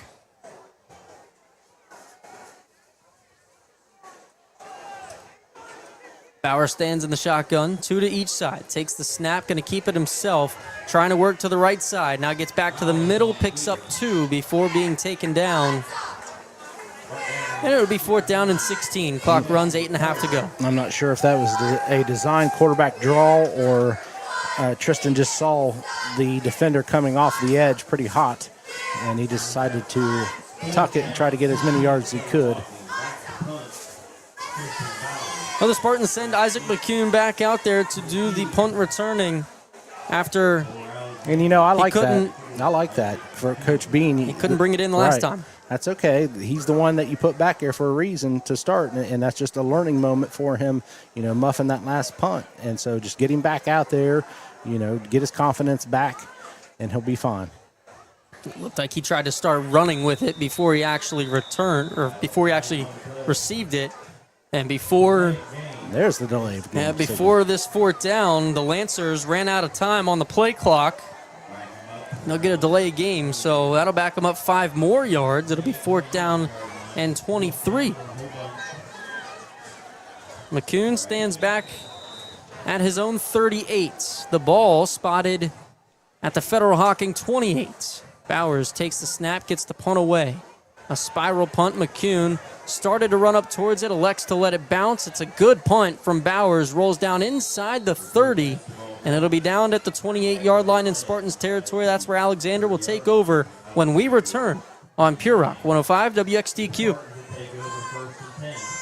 Hi, I'm Samantha Cremines, an agent with Plum Tree Realty here in Athens. I believe real estate is more than buying or selling a house. It's about being part of the community and helping people find the right place to call home. I'm proud to support the Athens community, and I'd love the opportunity to help you on your next move. Follow me on Facebook, Samantha, Cremeans, or call me at 740-818-7068. Samantha Cremines, Plum Tree Realty, a familiar face, a trusted guide, and a better real estate experience. You're listening to the Rocky Outdoor Gear Store Athens County Game of the Week, presented by Merchants National Bank on Pure Rock 105 XTQ. 7:31 to go on the opening play of this possession for the Spartans. They give it right back to the Lancers again. Yeah, Rylan Hucks was at the running back position there, and it just wasn't a clean operation between him and the quarterback. I'm not sure if Joel was trying to pull the ball, or it almost seemed to me that like the running back wasn't expecting to get the handoff. because when the ball hit the ground, he didn't even try to turn around and come back to the football. So after pure dominance from the Spartans to start this ball game, a couple of hiccups here in this second quarter, a muff punt. It gives the ball to the Lancers, and now a fumble on 1st and 10, and that's going to give the Lancers their best field position. They have not been this close to the end zone all night. It'll be 1st down and 10 from the Spartans' 26. Let's see if Tristan Bowers in the offense can take advantage. He stands in the shotgun with 2 wide to each side. He's going to give Matt King right up the middle. And he pushes forward, dragged across the 25, picks up 3. I know that's not a whole lot of yardage there, Picks up but 2. I still like that play where they're just kind of hitting it straight up the middle, just get man on man, try to play a little smash mouth football, and just get your guys going north and south as quickly as possible. It'll be 2nd down and 8 after the gain of 2 on 1st down from the 24. The Lancers knocking on the door of the red zone. Because you look at the Lancers, they have a nice size offensive line that can lean on some people. Bowers takes a snap, play action, pass to the outside is caught. Pushing down inside the 20. That's Chase Rudder on the reception. He picks up around 7. Simple combination route there where the inside receiver ran what is in essence a bubble, although it wasn't a bubble screen. And Trenton did a nice job of getting the snap and getting it out there quickly to his receiver. Lancers have had a lot of success when they try to throw the ball quickly here this evening to the outside, whether it be an in route or that bubble route like you just talked about, like we just saw. Clock runs. We're halfway through this second quarter. 35-0 Alexander. 1st down and 10. It was enough for the first, and now Bowers is going to go under center. They have not seen this yet. They're going to do a QB sneak. He rolls out to the left. I think they might have thought it was still 3rd down and short. I don't know. Because they just tried to do a QB sneak on 1st and 10. I don't think they thought it was 1st down. Yeah, and the coach is over there pointing at the sticks and saying, hey, what are we doing here? Maybe that was something that was called by the quarterback on the field. If that was the case, then the coaches should have taken a timeout because obviously somebody just misinterpreted what the down and distance was there. Tristan Bowers being a sophomore, not the biggest quarterback back there, and he just ran right into a brick wall of his offensive line, and his offensive line was not getting any push on the defensive line. So he was not going anywhere in turn, tried to roll out to his left and lost yards in the process, lost 7 on the play, and now we're going to get a timeout called by the Lancers. It's a good timeout, and we'll take a timeout with them, Daniel. Yes, we will. 35-0 Spartans on Pure Rock 105. Roving reporter here. Excuse me, ma'am. I'll give you $14,934,386.83 if you can tell me the best place in town to get pops, chips, candy, sports drinks, and a lot more. Stop and Cop? That's right! Stop and Cop drive-through carryout is the best place to get party stuff. Munchies, all kinds of pops and sodas. Excuse me? Candies galore, chips, sports drinks. Excuse me? Is it? What about my money? What money? Something $1 million. Can't remember. Stop and Cop drive-through carryout, 362 Richland Avenue, Athens. Proud supporter of high school sports. You're listening to the Rocky Outdoor Gear Store Athens County Game of the Week presented by Merchants National Bank on Pure Rock 105 XTQ. 5:09 to go here in the first half. Federal Hocking gifted the football back on a fumble recovery. The defense putting in the work. Now the offense are struggling to move forward. They picked up 1 first down, and then Tristan Bowers just lost 7 on 1st down and 10. Backed up to the 23-yard line in Spartans territory. He stands in the shotgun. He'll take the snap. 3-step drop looking over the left side. Now he reverses fields, runs back to the right, shakes a tackle, gets rid of it, pass is caught. There's Chase Rudder on the broken play. He gets up to the 23, right back at the line of scrimmage. 1 flag down, another flag comes We've got flying several in. flags down on the field. The first flag was down early. I think it was around the area of maybe a hold, something to do with the offensive defensive line. I believe Chase Rudder is down on the field here, slow to get up. He is now on his feet. Yeah, and he'll walk slowly towards that Federal Hocking sideline. The second flag was something late that the official kind of far away from it was able to see it happen because everything was in front of him. Chase Rudder gingerly getting across the field. His teammates take a knee as he walks off to the sideline with Coach Branch right next to him. But he is walking under his own power. That is what the good sign is here.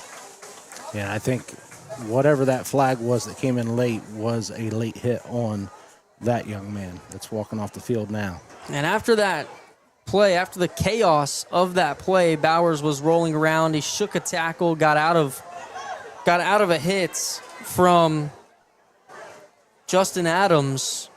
The pass was caught by Rudder, and he was taken down at the line of scrimmage. They did not pick up any yards on the play. They did not lose any on the play. Just under 5 minutes to go in the opening half. Now here comes our calls from the referees. Downfield. And a personal foul on Alexander. Yep, targeting, blow to the head. So that's going to take precedence, even though there wasn't ineligible downfield for the and now Spartans. a targeting for call. the Lancers. A targeting call should eject whoever the foul was called on. Correct? Yeah, that player should be done for the game. I'm not sure who it was called on. But now that moves the Lancers down inside the 15 to the 12-yard line. The ineligible man downfield does not matter in the targeting scenario, I suppose. It'll be first down and 10. 2 receivers to each side for Bowers. Takes the snap, rolls, and moves to his left. Now stops, comes back towards the right side, going to the end zone wide open. Bowers could not find him. In the corner of the end zone, it was Owen Needs that was left alone, but the pass sailed out of bounds. Yeah, just too far, thrown clear across the field there. Just not enough arm to make that accurate. Another flag does sit at the 18-yard line here. Again, around the area of something with the offensive line. Talking to Coach Bean. Oh, no. Goes against the Spartans. Well, that'll move the Lancers up even further. This entire drive has been gifted to the Lancers thus far. They picked up 1 first down. Outside of that, it was a fumble recovery on a bad snap, and several penalties have allowed the Lancers to move all the way down to the 5-yard line in Spartans territory. Yeah, it's just not been a very good second quarter, especially since around the 9-minute mark of the second quarter for the Spartans. You had the muff punt, you have the fumble, you have these penalties. Now Bauer stands in the shotgun with the ball spotted at the 5. He takes the snap, rolls to his right, seeing the end zone. He's hitting the backfield. Now he runs backwards. He is in a world of trouble and just concedes defeat and drops down at the 14-yard line. Lost 9. Just another situation where he just needs to know, take your losses, right? Don't take any more losses. You'd much rather have a second down and 2 or 3 than what is now a second down and about 9. This is second down and 15, with it being second and and goal. It was goal. I'm sorry, it is goal to go. They still they're holding the markers up, so it mixed me up. That's my fault. Well, the ball is all the way back at the 15-yard line. They lost 10. Yeah, now they're dropping the yard markers. The PA announcer told them what to do. Second down and goal for Hocking. Second and goal from the 15-yard line, and more flags come in. And this is going to be a delay game on Federal Hocking. Yep. Just not, Lancers are kind of shooting themselves in the foot, not taking advantage of what the Spartans are giving them here.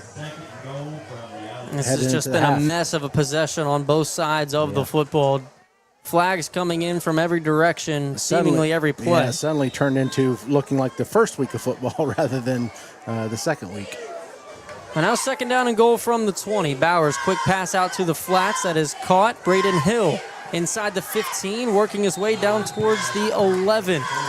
Gets 9 of the yards back. It'll be third down and goal.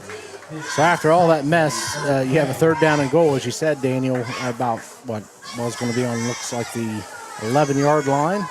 So certainly still an opportunity here for the Lancers to take advantage of the mistakes that the Spartans have had here in this late second quarter.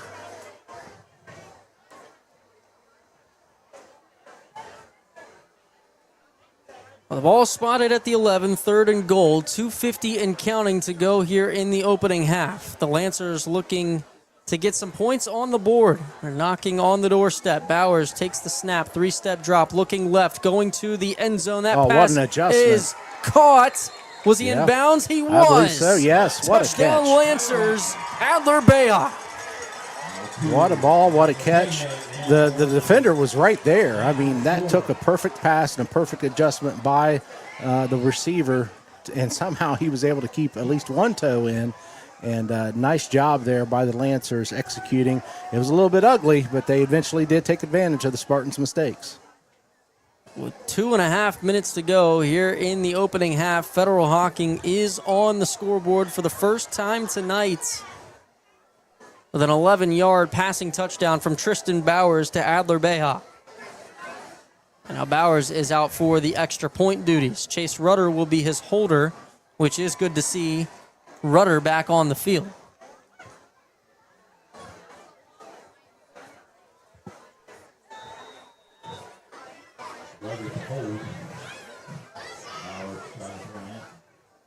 Snap away, the hold is down, it is blocked. The Spartans get in and block the extra point. It'll keep the Lancers right at 6. 35-6 our score. We'll step aside on Pure Rock 105 WXTQ. When you make the right decision, it feels good, like a quarterback throwing to the open receiver or the point guard making the perfect pass. It feels good to make the right insurance decision, too. That's why State Farm agent Shauna Stump is here in Athens to help you select the right protection at the right price. Shauna will make sure you understand your State Farm coverages so you'll know what to expect if the unexpected happens. With State Farm agent Shauna Stump, it's easy to make the right choice. Just call Shauna when you want the real deal. Like a good neighbor, State Farm is there. You're listening to the Rocky Outdoor Out Gear here, Store, Athens every County Game of the step Week, tells a presented by story. Merchants National A Bank farmer on at Pure Rock sunrise, 105 a worker on the night shift, a hunter deep in the Back woods. 2.5 minutes Those to go steps here have in been the taken first half. Federal in our Hocking is boots. on the scoreboard. Right now, 11-yard get more passing out of touchdown every from step Tristan by Bowers checking out our new to buy Adler one, Bayah. get two free They were able to section take in advantage all of some products Spartans from Rocky, penalties. Georgia Boot, They were able to take Durango, advantage. You go Muff, far enough and back. Extra Tough. The They got that Rocky football Outdoor back Gear after a fumble Store. recovery. Outfitting Some points hard-working on people turnovers for every for job, the Lancers. every season, Seems like and everything every step started along to the way. kind of fall apart. I mean, it's 35-6. It didn't fully fall apart here, but things fell apart somewhat for the Spartans after the muff punt. They didn't give up a score there, but they immediately, the very next offensive series, they fumbled the ball in the very first play, and the Lancers are eventually able to take advantage. Tristan Bowers kicks it away. It'll bounce down to the 32 and be returned right there. Coming across midfield, wrestled down at the 49-yard line. A solid return by Donnie Howson. Pretty nice open field tackle there.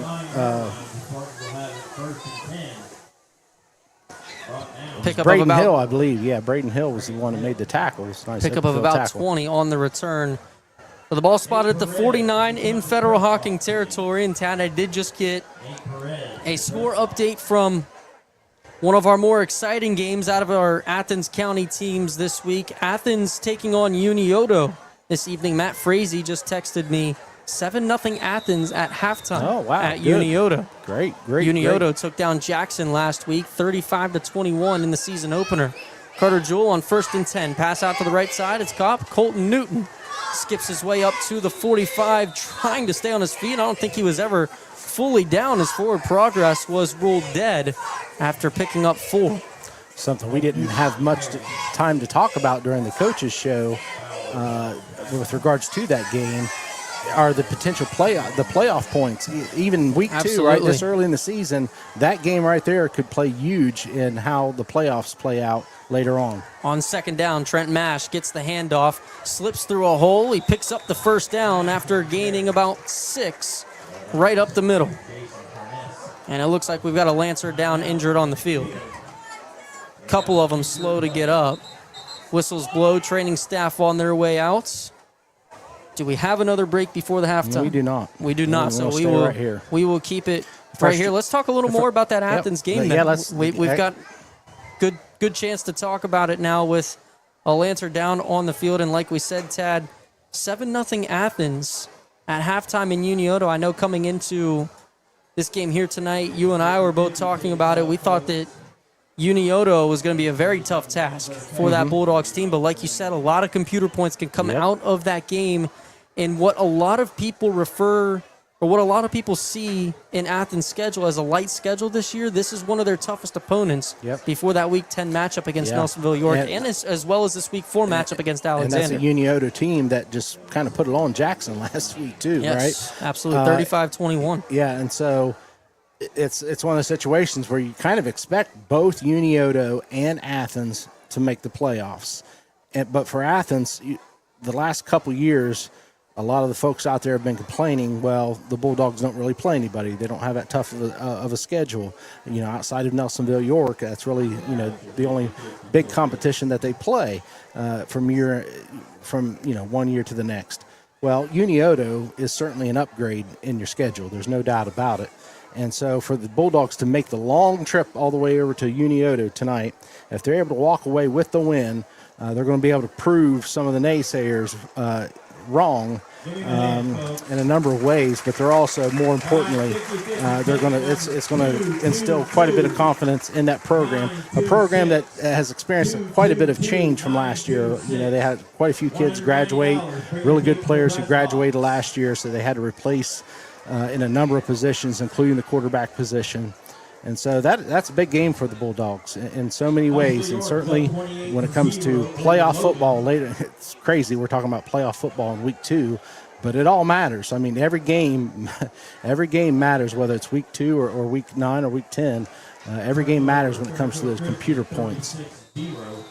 No doubt about that. Other score updates from around Athens County. Nelsonville York leading Logan 28-0. Now Carter Jewell taking the snap. He's got a lot of room to work on the left side. Taken down inside the 30. That'll be enough for another first down after the 1st and 10 pickup of around 11. Just a minute 23 left in the half. I know Coach Bean wants to get some more points on the board here and try to go into the halftime with a much more positive feeling after giving up several penalties and eventually giving up 6 points to the Lancers in that last defensive series. And certainly we'll continue to bring you score updates as we get closer to halftime and throughout the halftime break. First down and 10 for the Spartans. Ball spotted at the 27-yard line. It was a pickup of 13 on the play. Jewell will take the snap. Fakes the give, keeps it himself. Working the left side, tries to stutter step out of a tackle by Braden Hill. He's wrestled down by the supporting cast. And he did not get out of bounds, so the clock continues to run. And we are under 45 seconds to go now. Right back onto the football. Ball spotted at the 24. Jewell takes the snap. Two-step drop, looking left. Pass is incomplete, just out of the reach of Carter Abfall. And that will stop the clock. It'll be third down. And about 7 yards to go. Once again, 50-50 ticket, 222-926. Nice crowd here tonight on both sides. Don't have very far to travel if you're a Lancer here coming to Spartan Stadium. And it seems like the Spartans always show up. Spartan fans always show up regardless. And it's a nice crowd. Fan sections standing up. They've been standing the entire game. They have an exciting team to watch this year. There's on no doubt third about down it. and 7, Jewell rolling to his right. Pass is caught in the flats. That's Newton trying to work out of a tackle. He's taken down inbounds. And a timeout immediately called by Coach Bean and the Spartans. Stops the clock with 17 seconds to go. And I believe they were just about a yard short. Yep. It'll be 4th down and very short. Are they going to bring the field goal team out here? That's a good question. 17 seconds remaining. Although it's 4th and really short. It's 4th and really short. How many timeouts do the That's a good Spartans question. have left? Boy, That is the one of question. these days your sidekick here is going to start keeping track of timeouts one of these games. I promise you, buddy. If it's not stats, at least I timeouts. I do believe Coach Bean at least has one left in his pocket. Otherwise, he probably would be. They just marked it a first down. Did they? The officials All right. overruled the fourth down ruling, and they called it a first down, so it'll be 1st and 10, and the ball is spotted at the 17-yard line. So that eliminates the possibility of the field goal attempt here for the time being. Yeah. We know that Gabe Feltz has a soccer background. He plays soccer for the Spartans, and Coach Roush, the father of last year's kicker, Jake Roush. Everybody comes and claims his 50-50 winner. Gabe certainly has a leg. Coach Bean has said that he has hit from 50 in practice. We've seen him miss an extra point so far tonight, a couple of shaky extra points that have gone through. We'll see where it takes us. 1st down and 10 from the 17. Jules stands in the shotgun, takes a snap. Fake give, drops back to throw, looking on the right side. Now he's going to step up and run with it, working towards the left. He's got green grass in front, block inside the 10. And down to the 5. Timeout called by Alexander with 5 seconds to go.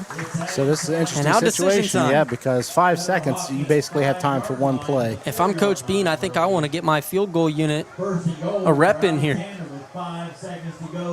But this is pretty much the same thing as an extra point. Yep. There's definitely a lot of arguments both ways in this situation. Getting your field goal kicker out there in a late game situation, even if it is a short field goal, letting him go out there with a little bit of pressure on him and get to experience that now could mean something later in the season. But then again, you're on the 5-yard line. You have 5 seconds left. I mean, you could potentially throw a real quick out or something along those lines and get it off, but you're really risking it there. I will say this. If they wanted to do a quick fade route to the end zone, Colt Newton certainly is a possibility. Yeah. He's got a bigger frame, probably could go up over top of a smaller cornerback. They're definitely not kicking it. There's not a kicker anywhere to be seen. So Feltz is not on the field, and Alexander's going to come out on the left hash. They've got 2 to the left, 2 to the right. Trenton Mash stands to the left of Carter Jewell. A tight field on the left side with Abfall and Liam Roberts lined up as receivers. Whistles blow. I believe we're going to get a timeout by Federal Hocking now. Yep. That's a good timeout. Took a look at how the Spartans lined up their offense there. Now they'll be able to make their adjustments defensively. Talk to them a little bit about what they've scouted, what they've seen in goal line situations so far on film. Can't take that timeout with you, so that's a good job by Coach Branch. 35-6, our score with 5 seconds to go in the opening half. Alexander on top. They led 28-0 at the end of the first quarter. They scored their 5th touchdown 1 minute into the second quarter, have been held scoreless since. Couple of fumbles, one by special teams on a punt return and one on a handoff, have prevented the offense from really getting out on the field here in this second quarter. Now they've got a chance to put points on the board right before the half, and they're going to come back out. Now only 1 to the left. It's Carter Abfall, 3 receivers to the right side. Donnie Howson, Colt Newton, as well as Liam Roberts. Trenton Mash in the backfield. Man in motion, it's Roberts. From right to left. Jewell takes the snap, looking right, under pressure, spins out to the left, gets a block in the backfield, and he is going to go to the end zone. It's picked off. Yep. Braden Hill might have an angle here if he can get to the outside. On the left side, still on his feet, across the 25. He's got Spartans in front of him, wrestled down out of bounds. There is a flag down, and as well as 2 Lancers. I believe it's going to be a holding on the Spartans, but the bigger concern now is the couple of Lancers that are coming up slow after the play. Yeah, I think they just a little bit of a collision there between them. But that was a nice job defensively by the Lancers. Lancers will certainly decline the penalty here after the interception. And Carter Jewell would just try to force the ball in there in a desperate situation. This penalty is declined, so we have reached the halftime break here from Alexander. A crazy finish to the first half. It is 35-6, Alexander on top. we will get you to the halftime show on Pure Rock 105 WXTQ. For our radio listeners, we'll be turning into tonight in high school football. For our folks watching on the live stream, you'll get to enjoy both bands. From the Ohio News Network, this is the Ohio Education Association Tonight in High School Football. Named Best Sports Program in the Country by the National Association of State Radio Networks. Tonight in High School Football is presented by Ohio for Responsible Gambling. Now here's your host, Skip Mossick.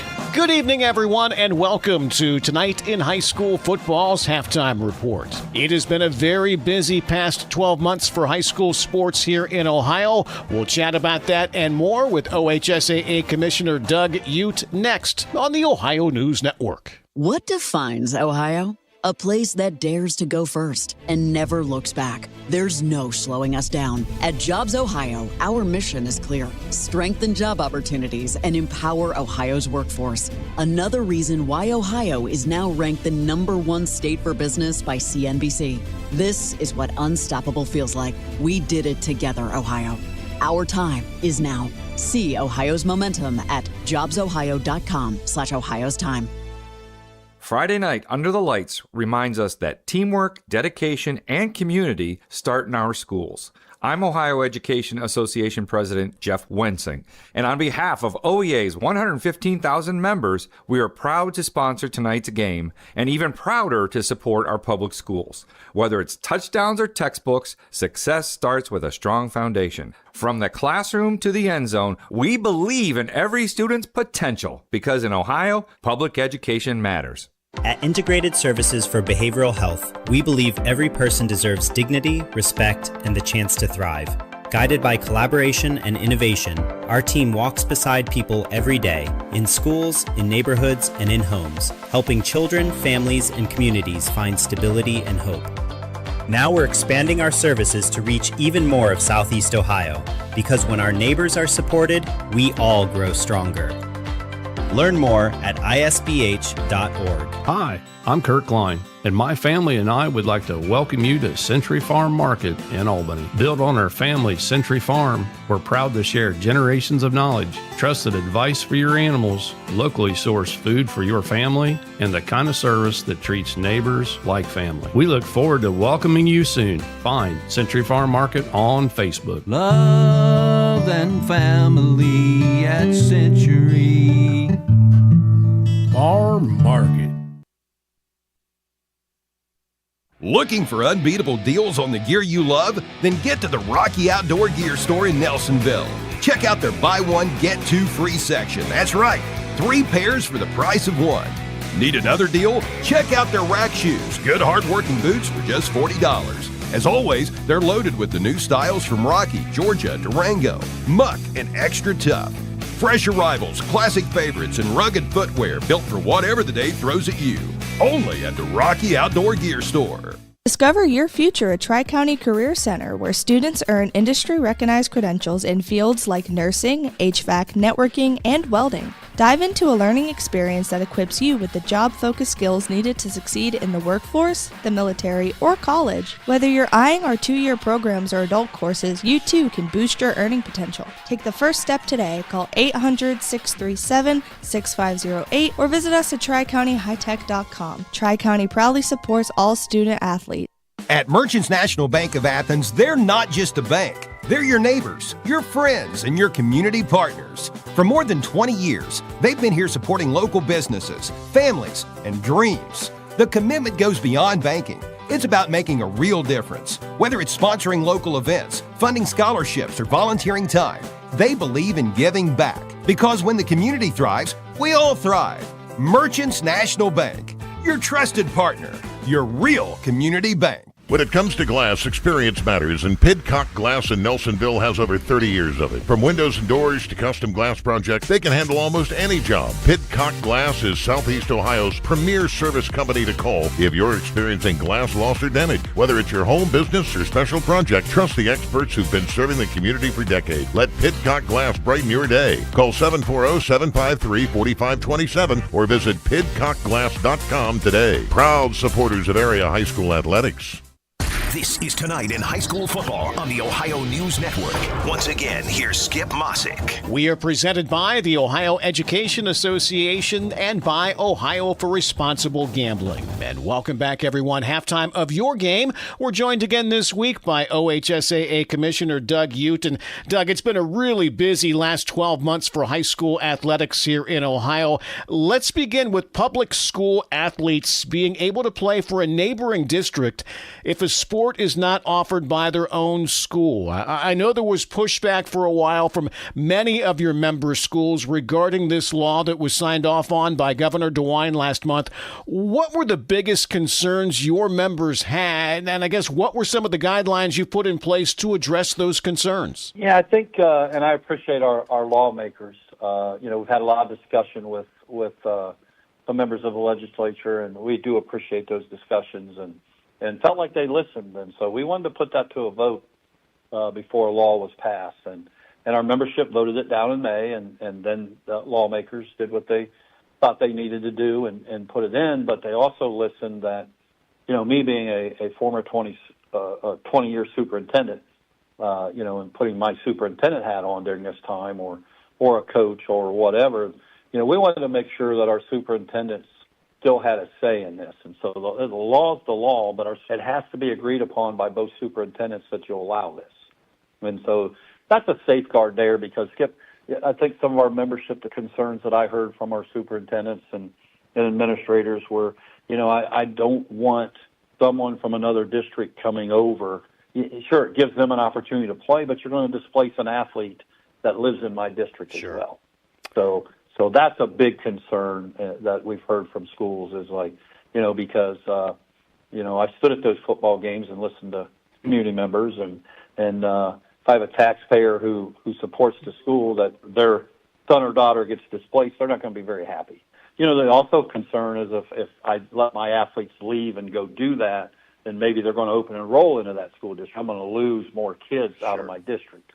And then, of course, the old, hey, we don't want super teams forming, from 2 or 3 schools around not having it. And then this team brings in, 2 or 3 other kids that make a good basketball team really good type of thing. And so, but it is, we live in an era, it's school choice and we support kids being involved after 3 o'clock. And so we'll just see how this shakes out. But it was a good process to go through.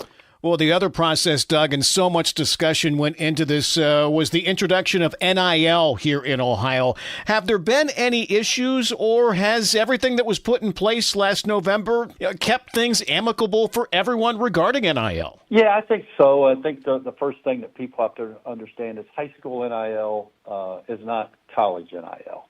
And so, there's no pay for performance, and we were able to put in, and I appreciate our membership, worked hard with us on this, some safeguards to protect local events, to protect the OHSAA, and there are safeguards in there for recruiting purposes. You still can't recruit, so you can't entice people to come over by giving them an NIL deal.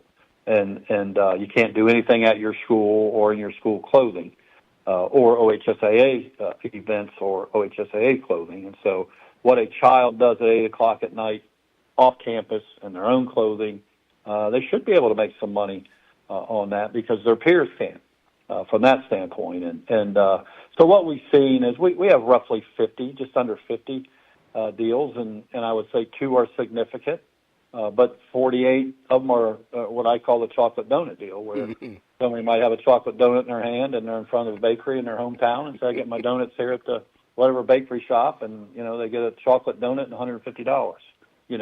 That's high school NIL, and that's kind of showed the trend in the country as well. Is that less than 1% of high school athletes get a deal, and the ones that are getting it, it's mostly tied into the next level. To be very honest with you. And there are some great resources regarding the do's and don'ts and all the regulations regarding NIL on the OHSAA website. Doug Ute, Commissioner of the Ohio High School Athletic Association. Doug, we always appreciate your time. Thank you. I appreciate it, Skip, and let me share. I appreciate all you do to promote high school sports and our student athletes out there. You do a wonderful job, so thanks for all you do, bud. You got it. And we'll be back on the Ohio News Network. Ohio's public school educators are excited to welcome students back this school year to inspire their creativity, spark their curiosity, and help every child reach their full potential in school and beyond. That's why Ohio Education Association members are standing together to advocate for the support and resources our students need to succeed.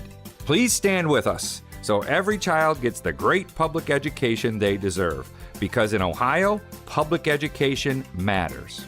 The Ohio chapter of the International Society of Arboriculture, or ISA, encourages you to schedule your winter tree work during the summer. It's a smart choice because it often secures better Ohio ISA certified arborist contractors availability. In some cases, you can lock in off-season pricing or discounts. Plan ahead before winter storms hit and remove problematic trees on your property before they cause damage. You can find your highly qualified Ohio ISA certified arborist at trees4ohio.org. That's trees4ohio.org. Friday Night Lights are about football and life experience. Young adults are either learning lessons on the field or budgeting for the concession stand. A Start Smart Teen account from OUCU Financial is designed for teens ages 13 to 17 who are figuring life out. They get their own free checking account, debit card, mobile banking, and even earning $5 for report cards with B's or better. Because before they head off to college, work, or wherever life takes them, it's smart to learn how to manage money. Open a Start Smart Teen account today at oucu.org. Federally insured by NCUA. Football season is here. Keep your athletes at their best with Holzer in Athens. Dr. Jason Cox Orthopedics and Dr. Aaron Ramsey Chiropractic Care are currently accepting new patients. From follow-up care to injury repair, our healthcare team at Holzer Athens will keep your athlete in the game. Call 855-446-5937 to schedule your appointment today. That's 855-446-5937. Need a contractor you can count on? One call, we do it all. At J&K Contracting in Albany, Ohio, we bring 30 years of experience to every job. Licensed and insured, we handle it all. Complete home builds, room additions, deck designs, concrete work, roofing, window siding, and excavating services. Call J&K Contracting today at 740-698-3521 and let's get to work. Looking to make someone's day unforgettable?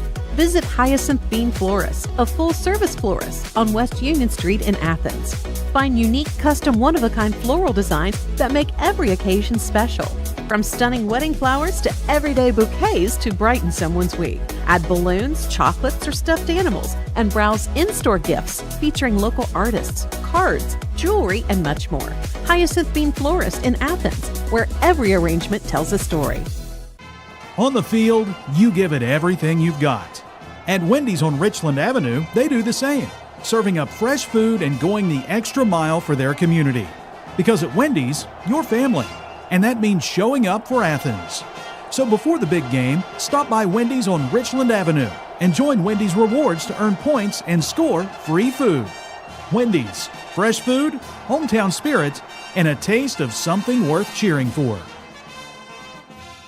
Hi, I'm Kurt Klein, and my family and I would like to welcome you to Century Farm Market in Albany. Built on our family's Century Farm, we're proud to share generations of knowledge, trusted advice for your animals, locally sourced food for your family, and the kind of service that treats neighbors like family. We look forward to welcoming you soon. Find Century Farm Market on Facebook. Love and family at Century Farm Market. This is ONN. All right, thanks to OHSAA Commissioner Doug Ute for joining us again this week. Enjoy the second half of your ball game. I'm Skip Mossick on the Ohio News Network. This has been the Ohio Education Association Tonight in High School Football. Presented by Ohio for Responsible Gambling from the Ohio News Network. You're listening to the Rocky Outdoor Gear Store Athens County Game of the Week presented by Merchants National Bank on Pure Rock 105 XTQ.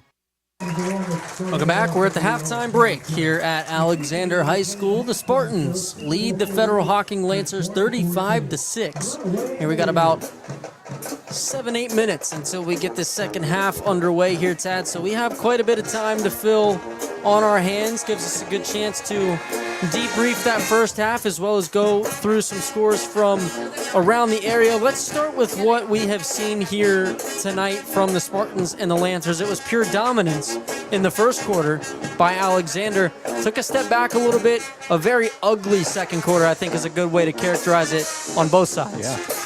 I'm trying to remember, was it 35 to nothing? It was 28 at the end of the first quarter, and then Alexander scored quick in the second quarter as well. Basically, since the 9-minute mark of the second quarter, it got real ugly, especially for the Spartans.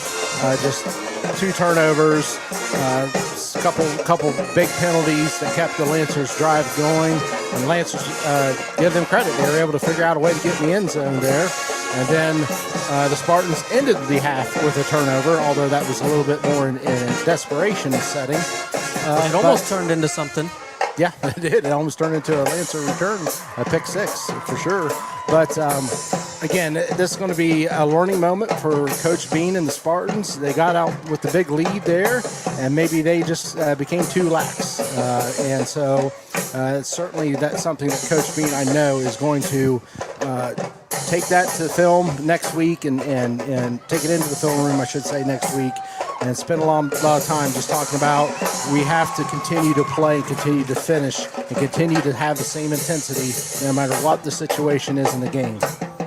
No doubt about that. And then on the other side of things for Federal Hocking, it was a really tough first quarter for them on both sides of the football. Alexander was moving the ball with ease. Trenton Mash started it off with a 51-yard touchdown possession through several carries. Carter Jewell has thrown for 2 touchdowns. He's also ran for a touchdown. Carter Jewell's really just been doing it all tonight for the Spartans. But as far as the Lancers go on offense, they were able to get that 1 touchdown late in that first half. A really nice touchdown reception by Adler Beha. And I was told that it was a triple coverage touchdown reception with a toe drag in the corner of the end zone. A very impressive grab by Beha just to get some points on the board for Federal Hocking, excuse me. Yeah, and so, if you're the Lancers, that's some positivity that you can take to the half and also take to the rest of the season. And again, it's a building situation with Federal Hocking. They're just going to continue to grow and build, and I do believe Coach Branch has them moving in the right direction. It's just going to take some time. You have you have a sophomore quarterback. You have a lot of young kids out there on the field playing both ways. It's just going to take some time to develop those kids and get the culture in place that Coach Branch wants. But again, this is just the more they're on the field on a Friday night, the better opportunities they have, the more they're going to learn. Well, this is a good time to take a look around Athens County here this evening, Tad. At the halftime break, Athens had a lead over Unioto 7-0, but coming out quickly in that second quarter, in the first 4 minutes, Unioto turned it over twice. They forced 2 turnovers on Athens, I should say, and have scored 2 touchdowns out of it. It's 13-7 Unioto. You can listen to that game on 97.3 FM WHCH with Matt Frazee. And you were. That's how we found our updates. Heath and Matt were talking about, they came out in the second half. The Bulldogs turned the ball over twice. Unioto converted on touchdowns off those two turnovers. Quickly, within 4 minutes, it went from 7-0 Bulldogs to 13-7 Unioto. You can flip in the blink of an eye. Yeah, it sounds like all the momentum right now is behind Unioto. But we'll see if the Bulldogs can turn things around in the second half. I apologize, folks, if you just heard me start to chuckle. I'm watching warm-ups on the field right now. Gabe Feltz is teeing footballs up at the 50-yard line, practicing his kickoffs. And the rest of the Spartans team just came out of the locker room, and as Feltz kicks one away, it drilled one of his teammates right on the helmet that was standing on the goal, and he had no idea the football was coming. He didn't go down or anything. All the teammates looked at him and started pointing and laughing at him. He's okay. I apologize if you heard me chuckle right there about that as they all go through their warm-ups. Elsewhere in Athens County, Nelsonville York is all over the Chieftains, 35-0. The score last update was in the second quarter. Got to imagine they're at the halftime break or even in the third quarter at this point. But Nelsonville York is cruising once again for the second week in a row. And the team that the Buckeyes beat last year, Trimble, are all over Fairfield Christian Academy right now at the halftime break, 36-0. I got to tell you what, if there's one team in Athens County that needed a win badly, it's the Trimble Tomcats. Yeah. After a rough showing against Athens in the Jamboree game, coming out last week, losing your starting quarterback in Bryson Dixon and falling to the Buckeyes 40-6, that is certainly good to see from the Tomcats all over Fairfield Christian Academy. Got to imagine Miles Vor's having a nice game, the freshman quarterback. Yeah, and that's good to hear that he's able to recover and come back out and play this Friday. And hopefully the Tomcats will be able to take that momentum from this game into next week, because we'll be seeing the Tomcats again next week against the Vikings. Yes. Trimble and Vinton County next week is our Rocky Outdoor Gear Store Athens Boy, County High folks, School I'll tell football you what, game of the week. if you're not outdoors right now, go outdoors and look at the moon. That thing is just coming up over the horizon. It is a huge It was a lunar orange eclipse last night. moon right now. See It's that? beautiful. Yeah, I did not see it. I can't stay up that late, buddy. I'm on. It did go way at past my around bedtime. midnight. It did go around midnight. You You're young out bucks for the can do count. that, but I Not you. not so much me. I learned my lesson, bud. Well, we are at the halftime break of our Rocky Outdoor Gear Store Athens County Game of the Week presented by Merchants National Bank, and it's a good chance to remind you that the Game of the Week is brought to you by the Rocky Outdoor Gear Store, Merchants National Bank, Shauna Stump State Farm, Tri-County Career Center, Century Farm Market, First National Bank, Stop and Cop, Pidcock Glass, OUCU Financial, Integrated Services, the Holzer Health System, J&K Contracting, Donato's of Athens, Wendy's on Richland Avenue, and Hyacinth Bean Florist. Once again, a huge shout out to each and every one of our sponsors making the Athens County Game of the Week possible on Pure Rock 105, as well as the Total Media Sports YouTube page. I've been told we've had some issues with the live stream so far tonight. They appear to have everything working as of now. We had a power outage back at the station earlier, which prevented some things from going well on the stream aspect of it.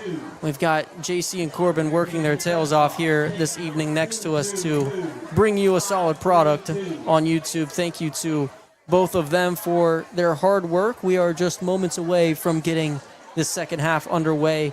Federal Hocking will get the football to start the second half. Alexander got it to start the game, so the Lancers will see them on offense to start the second half. For competition's sake, it would be nice to see the Lancers come out here and put together a nice drive and perhaps put some points on the board to tighten this game up a little bit. We'll see what happens. Coach Branch has had some time at the half to make whatever adjustments he wants to make on both sides of the ball, as well as Coach Bean. So we'll see what happens here after the opening kickoff of the second half. Another update from Unioto, Matt Frazee texting and updating us. It is now 19-7, Unioto. His words, a disastrous start in the second half, fumbled the opening kickoff. Unioto scored 4 plays later, and then Unioto got a pick 6 on the first play that the Athens offense was back out on the field. Athens proceeds to go 3 and out, and Unioto scores on a deep ball touchdown. 3 quick touchdowns for the Sherman Tanks. And Athens is... It rains, it pours, I guess, huh? Yeah, Athens has their backs against the wall at Unioto as we speak, down by 12. Certainly still a ball game out there. We know the Bulldogs can turn it around in the blink of an eye. They're going to have to figure something out in a hurry. And we are just about 3 minutes now. The clock stopped. Yeah, we should definitely be at 0 by now with the halftime. We'll see. I hope they're not going to wait for this 2:40 to count off. There's only so much I can talk about, Daniel. Well, no, but it is good to be here back in Albany. It's exciting. Again, I really think the Spartans have a team here that they're going to be, for good reason, they're going to be excited about all year long. We've been waiting really for the last, 3-4 seasons in TBC, Ohio, for a third and fourth team to step up and take on the Buckeyes and Bulldogs and try to break up that one of those two teams. It seems like the Buckeyes and Bulldogs have been exchanging titles over the last half of a decade or so. But between Alexander and perhaps Meggs, I think this could be the year. This could be the year in which a third or fourth team is able to step up and put a loss on one of those top teams in the TVC Ohio. I've been impressed by Alexander here tonight. Obviously, that second part of the second quarter, there were several mistakes that were made, but those are all opportunities to learn. No doubt about that. They've got the right man at the head coaching position. No doubt about that. Coach Bean has poured in to this Spartans team, completely letting them take over the reins as well. You heard us talk about it in the pregame interview if you were tuned in then, as well as throughout the summer. Yep. Coach Bean's motto has been, "This is your team." He has echoed that to his guys, and they have completely embodied that as a group and taken over. He said to us earlier this week on the Coaches Show that he let his defensive captain, Trenton Mash, who's also a starting running back, he let him call the entire game on defense in their Jamboree game, which is very impressive against Rock Hill.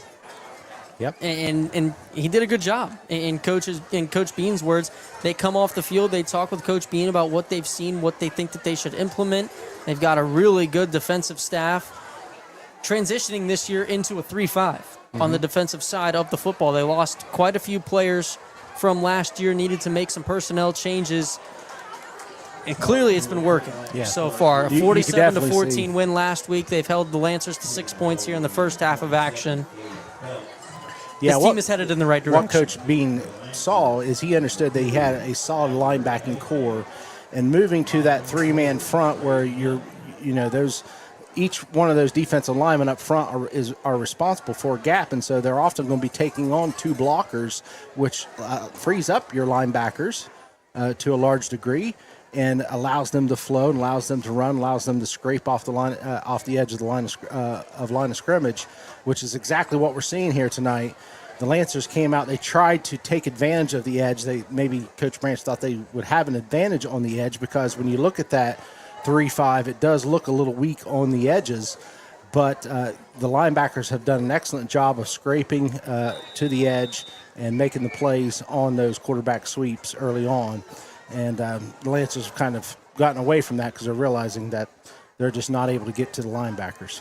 Well, we are set for action. Alexander back out there, and Gabe Phelps kicks it away. We are underway in the second half. It'll be returned starting at the 5, up across the 15-20. Adler-Beha at the 25. He's got a seam across the 35 and down at the 40.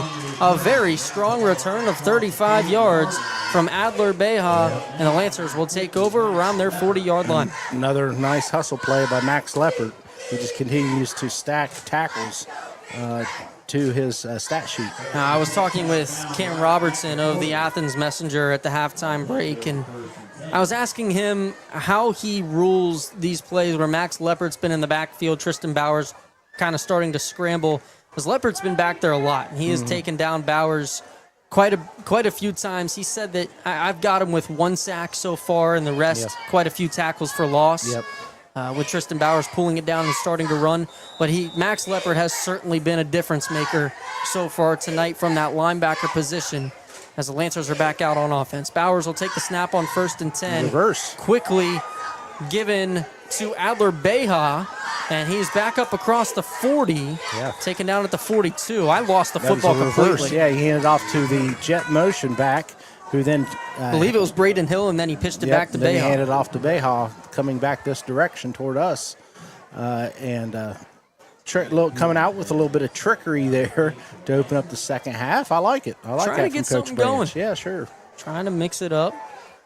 Coach Branch stands by himself over on that sideline down around that 30-yard line. He's got some coaches walking back and forth around him, but it seems like he's the type of coach that likes to be left alone when watching. Yeah. Well, what he's trying to do, he does exactly what I like to used to do when I was on the sidelines, and that is try to get behind the offense, behind the defense, because you can see so much more from that angle. Tristan Bowers' pass on 2nd down out to the flats is dropped by Gage Seeley. It'll bring up 3rd down and 8. That's why often when you go into the film room, you're not looking at the game from this direction that we're at and where our camera's at.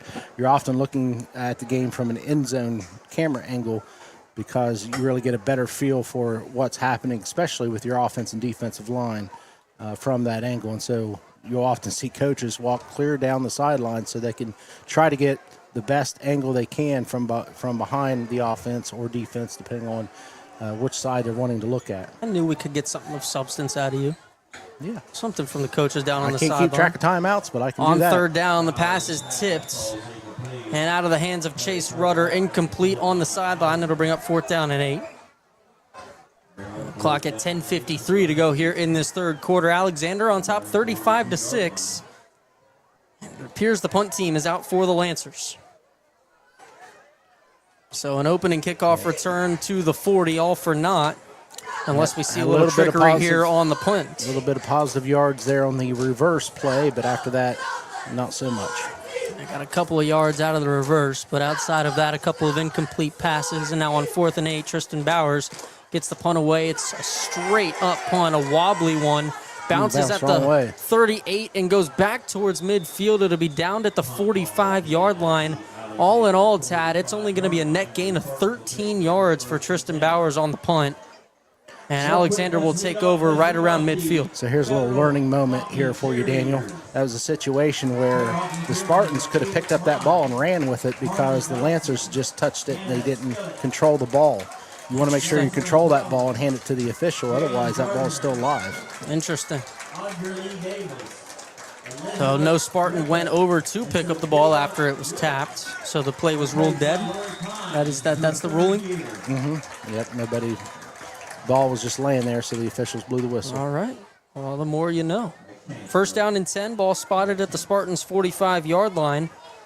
It is Carter Jewell and the first team back out onto the field. Man in motion. Jewell takes the snap, gives to Trenton Mash. A full head of steam on the right side. He's across midfield. Stays on his feet, picks up the 1st down, a pickup of around 12. He's right down to the 43 in Federal Hocking territory. Not surprising at all to see the Spartans come out here and go right to the run game on 1st down. Well, that clock will run 10.5 minutes and counting to go. If the Spartans are able to score here, that clock will continue to run, as the score difference will be over 30 points in the second half. Jewell stands in the shotgun. He's got a running back to each side. Takes the snap and does not fake the give. Gives to Mash, and he is once again up across the line to gain inside the 30. Picks up around 14 and enough for the first. I'm not sure I've heard a better running back name in my life than Mash. Right? Mashes his way through that line. Yeah. Our good friend Cedric Granger would love that line. Oh, yeah. He loves his metaphors. 1st down and 10 from the 30. Another pickup of 13 for Trent Mash. Now on 1st down, another give. And this time, that is not Mash. It's Donnie Howson. Working the left side. He gets inside the 25 down to around the 22. Pickup of 8. And Howson's definitely a very capable running back as well. They have some excellent options there in the backfield. 2nd down and 2 from the 22. 2 receivers to the left. 2 running backs in the backfield. Colt Newton is up on the line of scrimmage on the right side of it. Jewell will take the snap, fakes the give, quick pass into the flats. It is caught and immediately wrestled down at the 20. It's Liam Roberts, and he is just short of the line to gain, it appears. Just a quick spot pass to the outside, trying to get some cheap yards there and try to pick up the 1st down, but they're some what yards? Some cheap yards. Cheap yards. What do you think I said? I thought you said TPR. I was like, what is TPR? Cheap. Boy, you should be comfortable with my Southeast Ohio slang by now, bud. Well, I didn't understand what TPR slang would have meant. But you didn't even say it. Hey, so they did get the 1st down. And they do end up moving the sticks. And now the Spartans are inside the red zone at the 20. 1st down and 10. The clock runs. 8:50 and counting to go here in this third quarter. Once again, that same look. 2 running backs, 1 to each side of Jewell in the backfield. 2 receivers to the left. Newton up on the line of scrimmage on the right side. A lot of movement. Balls on the ground. Carter Jewell dives on it. Something Cam Newton wishes he did in the Super Bowl. Yeah, the center he may have hit his leg, or the ball may have slipped out of his hand as he was trying to snap the ball, because the ball didn't even get a quarter of the way to the quarterback.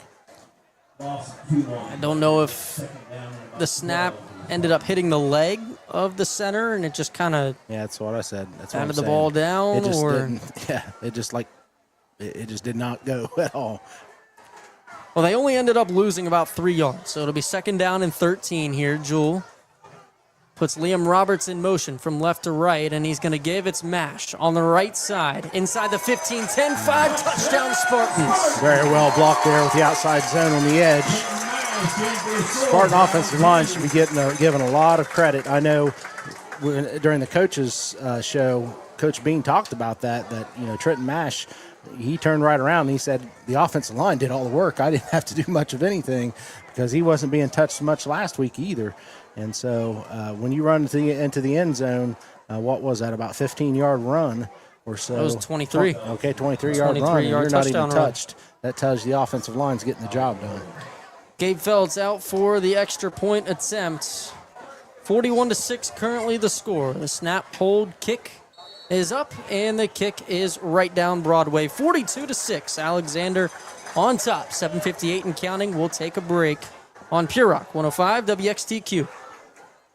Transform your home in one weekend when you shop at Menards. Revolutionize your space with Pittsburgh's Revolution Interior Paint and Primer in one. It offers game-changing stain and scuff resistance in just one coat, making it perfect for any room of your home. Save big on Revolution Interior Paint and start your painting project today. Plus, check out our weekly flyer on Menards.com for more great deals happening this week. You're listening to the Rocky Outdoor Gear Store Athens County Game of the Week, presented by Merchants National Bank on Pure Rock 105 Winter will be here before you know it. Now's the perfect time to make sure your furnace is ready before the cold. Alexander with a touchdown drive after getting set up with good field position. They went over 55 yards for the touchdown score. It was Trenton Mash getting in from 23 yards out to make it a 42-6 Alexander lead here with 7:58 remaining in the third quarter. Gabe Feltz ready to do the kicking duties. As you got to imagine exactly how Alexander wanted to start this second half. No, yeah, Coach Bean obviously was not happy with the way things wrapped up there in the first half. And the kick is away. It's a spiraled kick. It'll be returned starting at the 10 by Matt King. He's up across the 15, trying to work horizontally to the left, and he is tripped up around the 19. Around 10 yards on the return. I'll just say this. In comparison to last year, I know the Lancers are getting beat, relatively bad right now, 42-6. But in comparison to last year, this team is better in that they're not committing a lot of their own mistakes. They're not picking up first downs. They're not sometimes getting the things they need to do, but they're not committing a lot of foolish penalties and just kicking the ball around. And they're able. Remember last year they had a heck of a time just punting the ball, right? But so you're seeing improvement in the Lancer squad from last year. There's no doubt in my mind. Coach Branch has put a big emphasis on getting the fundamentals down this year as a squad. And you can see it. Yeah, you certainly can. First down and 10 for them at their own 19. Bowers will take the snap. He's going to give on the end around. Beha tripped up, gets back to the line of scrimmage. It was just a jet sweep, and they had the edge, but Justin Adams, the senior for the Spartans, was able to get the hand out there and make the tackle.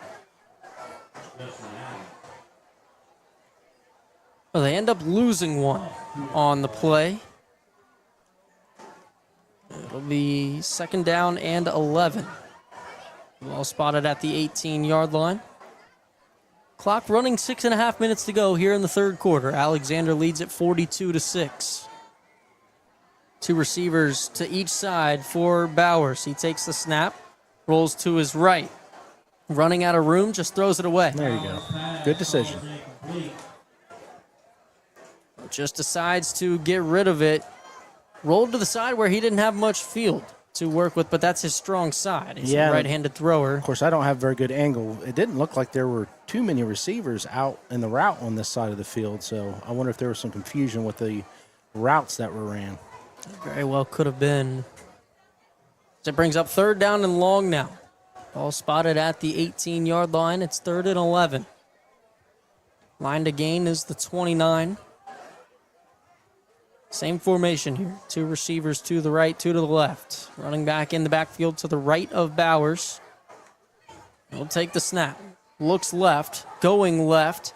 That pass is going to be caught by Braden Hill, working his way up across the line to gain. He's got enough for the first down. That's a nice pass. That was a long throw to the outside. It looked to me like both receivers ran some out routes or variation of hook routes to the sidelines. It's a gain of 13 on the play, enough for the first. When Tristan sets his feet, he can definitely wing the football. He got a little bit antsy there, after the first couple offensive drives. He started his feet were getting a little bit happy because he was taking some hits. But when he sets his feet, he can definitely throw the football deep. No doubt about it. 1st and 10 from the 31. Bowers, quick give. That's Gage Seeley. Bounces off 1 tackle. Gets across the line of scrimmage, picks up 1. Gage Seeley was one of the players we talked to at the Athens County Coaches Show earlier this past week. It is the coaches show, but they also bring players with them, and Gage Seeley was kind enough to join us on the show with his head coach, Dominic Branch. He had a lot of praise for his offensive line and the work they did last week, creating gaps. A little tougher this week against Alexander, but it just goes back to what we were talking about with how much this Federal Hocking team is improving. Now Seeley's going to make a reception out of the backfield, and it'll be wrestled down after picking up 2 more. Spartans are starting to time up the cadence of the Lancers, so this might be a good time for Coach Branch and Tristan Bowers at the quarterback position to change up the cadence. Probably can get the Spartans to jump off sides and get a free 5 yards. See if they notice. The play clock sits at just under 20. Ball spotted at the 34. It's 3rd down and 7. 3.5 minutes to go in the 3rd quarter. Alexander with a 36-point advantage. As Tristan Bowers walks back into the shotgun. 2 to each side in the receiver department. 1 running back in the backfield. And flags fly. It's going to be a delay game.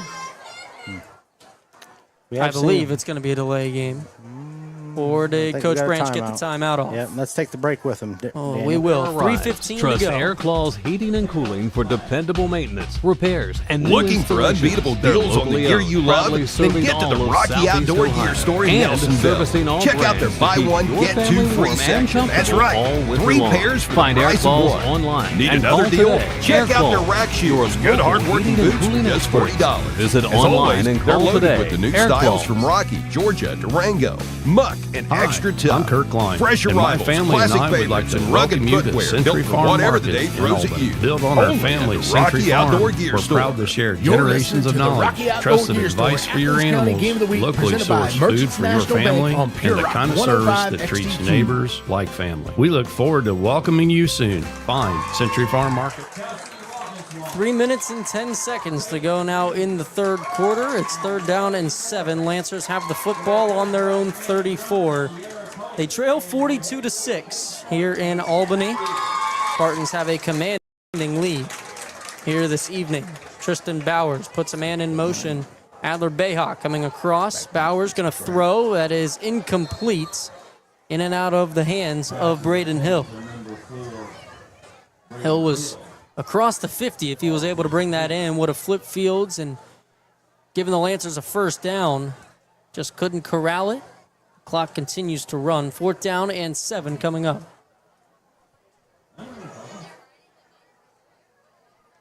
Just introduced the cheerleaders, the Spartan cheerleaders. Both bands did a fine job tonight. It's all, man, it's so much fun to have high school football back. We've had some nice weather, really. I mean, it was a little bit warm and humid today, but again, we're still in August, folks, so Overall, it's been a pretty nice start to the season here in Athens County. It sure has. A couple of sunny evenings for football. Tristan Bowers on fourth down, going deep. That's picked off. Colton Newton around the 38. He's up across the 50 before being tripped up at the 47-yard line by Adler Beha. The third interception of the night for the Spartans defense. And Tristan had some pressure in his face, and he was just trying to throw it as far as he could to give his receiver a chance. I know Colton Newton wants to return an interception for a touchdown, but at the end of the day, probably would have been better of him just to knock that ball down, because the Spartans would have been set up at the 34-yard line. Instead, they get it at the 47. Something to work on for the future. Yeah, I think in this, and when it's this point in the game and you're up big like that, I don't blame a kid for going ahead and getting that interception, putting that on his stat sheet, because you only get so many opportunities, right, to get an interception. Coach Bean told us last week they had a fumble recovery, but they couldn't get an interception. So now they've got 3 tonight. He said, we didn't complete our whole defensive goal of getting the interception and a fumble recovery. Certainly have done it tonight. Now they've got the interception here this evening. And it is a new quarterback into the game for the Spartans. Isaac McCune takes the carry over across midfield, stays on his feet, tumbling across the line to gain. That is just some hard-nosed running. Yeah, McCune's, again, he's only a sophomore. It's Cooper Schad into the game as quarterback, the freshman. McCune only being a sophomore, obviously, you just look at that run. He's another very good option. They put a lot of confidence in him, just sending him back to return punts. It looks like we have a Lancer down over across on the sideline. So let's take a break. Let's take the break with them here. 1:18 to go in the third quarter. At Donato's Pizza on East State Street in Athens, it's always been about serving Looking to make someone's day and serving the unforgettable? community. Visit Fuel up for Hyacinth game day with Florist, pizza bundles a full starting at service just florist on West Union $16.99. Street in Check out the Athens. $5 Find Pizza unique, Pals and custom, join one-of-a-kind Donato's floral rewards to earn designs points, that make score every perks, occasion and more. special. From the first stunning whistle wedding to the flowers final to buzzer, everyday Donato's bouquets Pizza to is brighten proud to support someone's local week. sports Add and local balloons, fans. chocolates, or stuffed Donato's animals, Pizza, and browse Athens. in-store gifts You're featuring listening to local the Rocky artists, Outdoor Gear Store, art, Athens jewelry, County Game and of the much Week, more. presented by Hyacinth Merchants Bean National Florist Bank in on Pure Rock Athens, where 105 every arrangement XTQ. tells a story. Need a Back, contractor folks. you 1:18 can to count go on? in the third One quarter. call, Alexander leads we it do it 42-6, and they all. have At the J&K ball Contracting in inside Albany. Lancer territory. It was an injury timeout for a Lancer all the way across the field on their own sideline. We did get another update from Unioto. The Sherman Tanks just keep extending their lead over Athens. They now lead 33-14 in that second half, and you just said it's at all 33 points in that second half. Unioto has come alive after the halftime break. Go back to this game. The clock continues to run. 1:15 and counting to go. First down and 10. It is Cooper Schad in the game as quarterback for the Spartans. He gives once again Isaac McCune just barreling through Lancers, taking it down to the 25-yard line. A pickup of 9 on first and 10.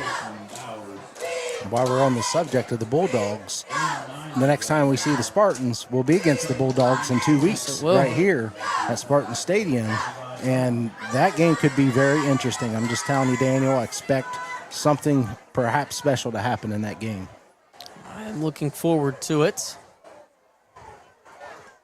About half a minute to go now in this third quarter in a running clock scenario. Cooper Schad stands in the shotgun on second down and 1. Takes the snap.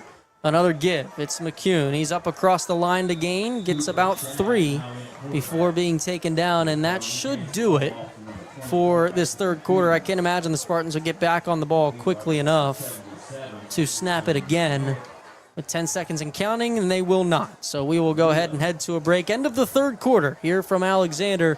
Spartans up top, We bring 42-6. 30 years of Athens County experience Game of the to Week, every presented by job. Merchants National Licensed Bank. and insured. Hi, I'm We Samantha handle it Cremines, all. an agent with Complete Plum home Tree builds, Realty room here in additions, Athens. deck I believe real designs, estate concrete is more work, than buying or roofing, selling a window house. siding, It's about being part of the excavating community services. and helping Call people find the J&K right place to call home. Contracting I'm proud to support the Athens community, and I love the opportunity to help you on your next move. Follow me on Facebook. At Merchants Samantha, National Bank of Athens, they're not just a bank. CREMANS, They're your or call me neighbors, at your friends, and your community 740-818-7006. partners. For more than than 20 Samantha years, Cremines, they've been here Plum Tree supporting Realty, local a businesses, familiar face, families, a trusted and guide, dreams. and a better real The estate commitment goes beyond experience. banking. It's about making a real difference. Whether it's sponsoring local events, funding scholarships, or volunteering time, they believe in giving back. Because when the community thrives, we all thrive. Merchants National Bank, your trusted partner, your real community bank. And they have You the work football. hard for your First down money. and You're 10 from building the something 22 when we important. resume Your play. future. With Dad, it's OUCU time to start Financial, thinking you about don't our have to Shauna figure Stone it out State alone. Farm We are a defensive credit play union of the with game, lower rates, fewer as well fees, as and our clear Tri-County financial advice Career to help Center you move player forward of with the game. confidence. So keep Whether that it's in your mind first here home, through your these next final car, 12 minutes. consolidating debt, or We have had unlimited quite a cash few back on your Spartans credit that are cards. We deserving put you first. of Open your account that today honor. at oucu.org can't and think start of saving more and any worrying better less. Bank with OUCU Financial. defensive play of the game than any coming from Max Lepper. And if your screen as is it in need of stands right repair now, like he's been this in the one, backfield we can all help you. evening. Definitely Quite a few interceptions as well. Yeah, but there's been quite a few interceptions. The interception that the Lancers had right at the end of the half in the big return, although it didn't turn into points,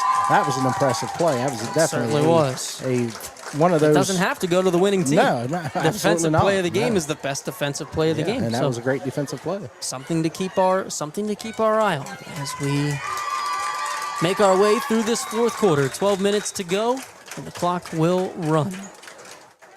Shad takes the snap on first down, gives to McCune. He is taken down at the 21-yard line, picks up one. Just kind of ran into that defensive line. Not much to work with on first down for McCune.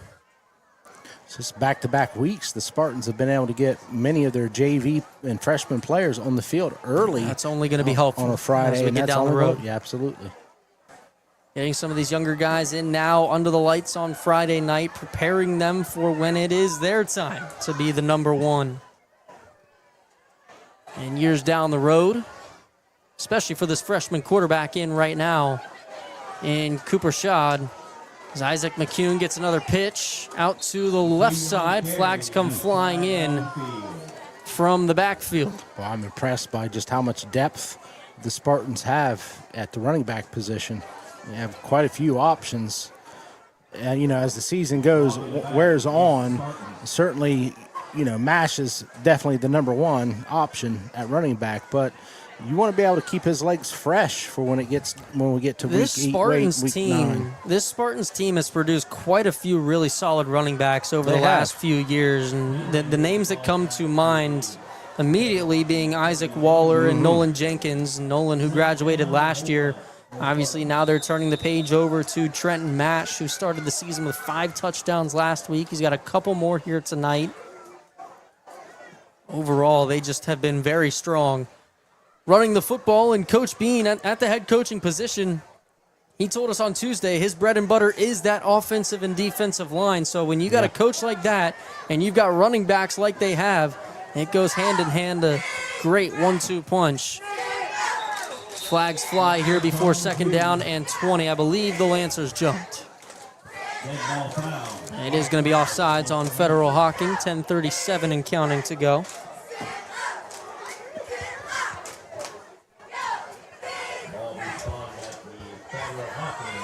Ball moved up to the 26. 26-yard line. Second down, 15.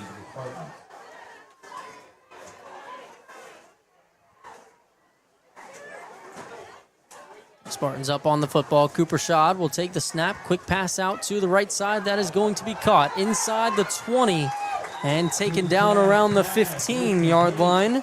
That's Ashton Shoemaker. 45. Ashton Schumacher.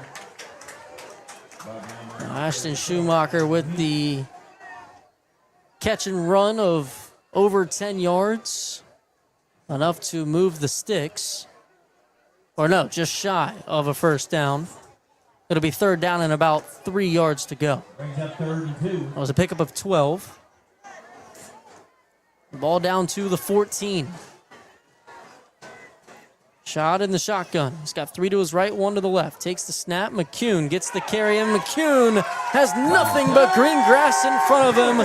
Touchdown, Spartans. Really nice job that looked like a senior running back there who has been in this zone offense for a number of years, because he did a really nice job of pressing the front side A gap on that inside zone, and was able to cut back, find that cutback lane, and quickly hit it. And again, big credit to the offensive line. Anytime your running back goes untouched into the end zone, that's largely because of your offensive line. Isaac McCune ran 6 times for 15 yards in last week's win. Did not score. He has now scored here tonight. The extra point is up and good from Gabe Feltz. 49-6. Alexander on top. And we will take a break on Pure Rock 105 WXTQ. Tri-County Career Center offers students the opportunity to earn industry-recognized credentials in fields like cosmetology, welding, diesel agriculture, and sports medicine. Our programs focus on teaching job-specific skills that prepare you for the workforce, military service, or college. We offer 2-year programs and short-term adult classes. Ready to learn new skills and boost your earning potential? Start today by calling 800-637-6508 or visit us online at tricountyhightech.com. Logie, and I'm owner of Pidcock Glass in Nelsonville, Ohio. If your home is in need of 1, 2, or even up to 12 vinyl replacement windows, Pidcock Glass can help. We'd be happy to come out and give you a free quote. In the ball game, Alexander with a commanding 49-6 lead over the Federal Hocking Lancers. And Isaac McCune just ran one in from 14 yards out. His first touchdown of the season. And it's good to see the Spartans backups moving the football just as well as their first team was. Yep, always good to see young kids get out there, those freshmen and sophomore, and get some positive things happening on a Friday night. Again, we talked about this last week. It's also an opportunity to get in the film room, right? Do a little film study and spend some time with those youngsters and working on some of the things they need to work on. The kick is away. It bounces down inside the 10. Adler Bea has trouble picking it up. Finally gets it at the 6. Trying to work around some Spartans. He's got a lane on the left side up across the 35, and he runs out of bounds at the 37. Some contact on the sidelines. Had some Spartans just throwing their hands up to defend themselves. Bea ran right into it, and he fell down. The one Spartan he ran into is injured on the sidelines. That's Wyatt McDonald. Leg all bandaged up, so Wyatt he was McDonald, trying to protect himself. We haven't seen, obviously, at all tonight. He's coming back from a torn ACL. Tweaked it a little bit in a scrimmage earlier this month. Coach Bean expects to have him back here in the next 2 to 3 weeks or so, is what he told us at the coaches show. Oh, wow. That's a big presence at receiver that they still don't have, and we've already seen really good things from this receiving group tonight. Yeah. Beha, he's squirrely, man. He can break. He can make some people miss. He just turned nothing into something right there. Had trouble picking the football up. Flags fly here before this first down play. Had trouble picking the football up at the 5-yard line. Finally got it, and all the Spartans were already at him. Made one man miss and got to the outside. Too many men on the field or something along those lines. Had a Spartan come sprinting off the field at the last second. I don't think he got off the field before the snap was imminent. They're going to move it up 5 yards. Ball spotted at the 48. It'll be first down and 5. Still inside Federal Hocking territory. 7:55 and counting to go. Bowers puts Bea in motion. Takes the snap. Quick pass. That's a backwards pass. It'll be a rush at the end of it. Beha makes the catch. Takes it up to the 49. Picks up 1. Obviously, it'll be up to the discretion of the scorekeeper, but that looked like a backwards pass from up here. A little end-around action where they send Bea from the slot behind Bowers. And Bowers took the snap. He passed it behind him. 7:15 and counting. Second down and 5. Ball remains spotted at the 48. I thought he got it up to the 49. They keep it at the 48. Now over on the right hash. Bowers takes the snap, rolls to his left. Going to go deep for Beha. It is incomplete. Bowers put it on his hands, but A good defensive play from the secondary, and Liam Roberts to knock that ball away. Brings up 3rd down and 5. Yep, one of those situations where whoever can high point the football may be able to come down with it, but both players were only able to get one hand on the football. 6.5 minutes to go. Here from Alexander. Federal Hocking comes up to the line with a 3rd down and 5. Just trying to get set. Receivers with some confusion. Now they're ready to go. Bowers in the shotgun. Takes the snap. Stands flat-footed. Now takes off. Up to the 50. He is hit and taken down. He's going to pick up 2 with forward progress. And it'll be 4th down and 3.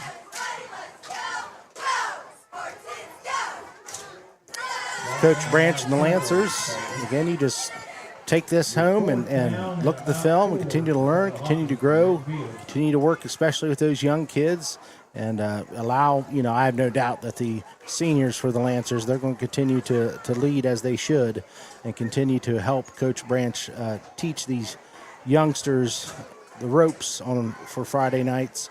And I definitely expect the Lancers to continue to improve as the season goes. Bowers on 4th down, scrambling for his life. Flags come in. The pass is incomplete. It's in the area of a hold. It's also in the area of a face mask, I think. It is. There's a couple flags down on the field. Looked like Bowers' helmet got turned there. I didn't catch which defender it was, but the Spartans are backing up, so all 3 flags may have been for the same foul. And bringing you some updates from around Athens County once again while we wait for the call. And they're going to mark it. They're going to move forward, so it doesn't appear like it was a face mask, Tad. It's going to be a fresh set of downs for Federal Hocking at the 35-yard line in Spartan territory. Our latest update from Matt Frazee and Heath Clemens remains 33-14 in favor of Unioto, and that's what it reads on ScoreStream as well in the 3rd quarter. Nelsonville York leads 35-6 over Logan in the 3rd quarter. As Bowers takes a snap on 1st and 10. Quick pass is just batted down. Chase Rudder couldn't get control of it. Something wasn't quite right there because quarterback was rolling out to the right. Bowers was rolling out to the right, but the receiver was running a hard in route, and that's a very difficult pass to throw. So I'm guessing somebody, either that was supposed to be a straight drop back or the receiver was supposed to run a different route. And Tad, we have a final from Fairfield Christian Academy. The Tomcats get it done, 42-0. All right. The final. Terry Holbert has his first win as a Trimble head coach. Yeah, congratulations, Terry. Absolutely. Bowers, quick pass to the flash. Oh, my goodness. Chase Rudder is absolutely leveled. Yeah, you and he could not make the reception. You heard the reaction from the crowd. Another Incomplete flag. pass. Another flag on the field.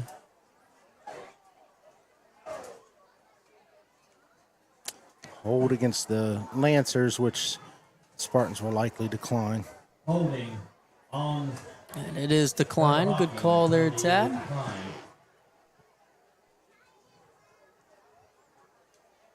We'll bring up 3rd down and 10. The ball spotted at the 35. Do we know who the Lancers have next week, Daniel? I believe they have Millersport. Millersport? Okay. Millersport at Millersport next week before returning to Stewart for their home opener in Week 4 against Bridgeport. Okay. There's definitely a couple opportunities to pick up some wins on their schedule still.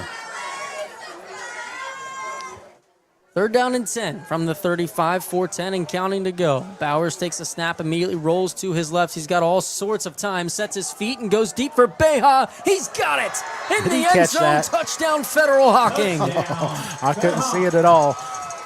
It felt like it was a good ball. Pass. Yeah, it looked like it was a good ball coming out of Tristan's hands. So, yeah, really nice play.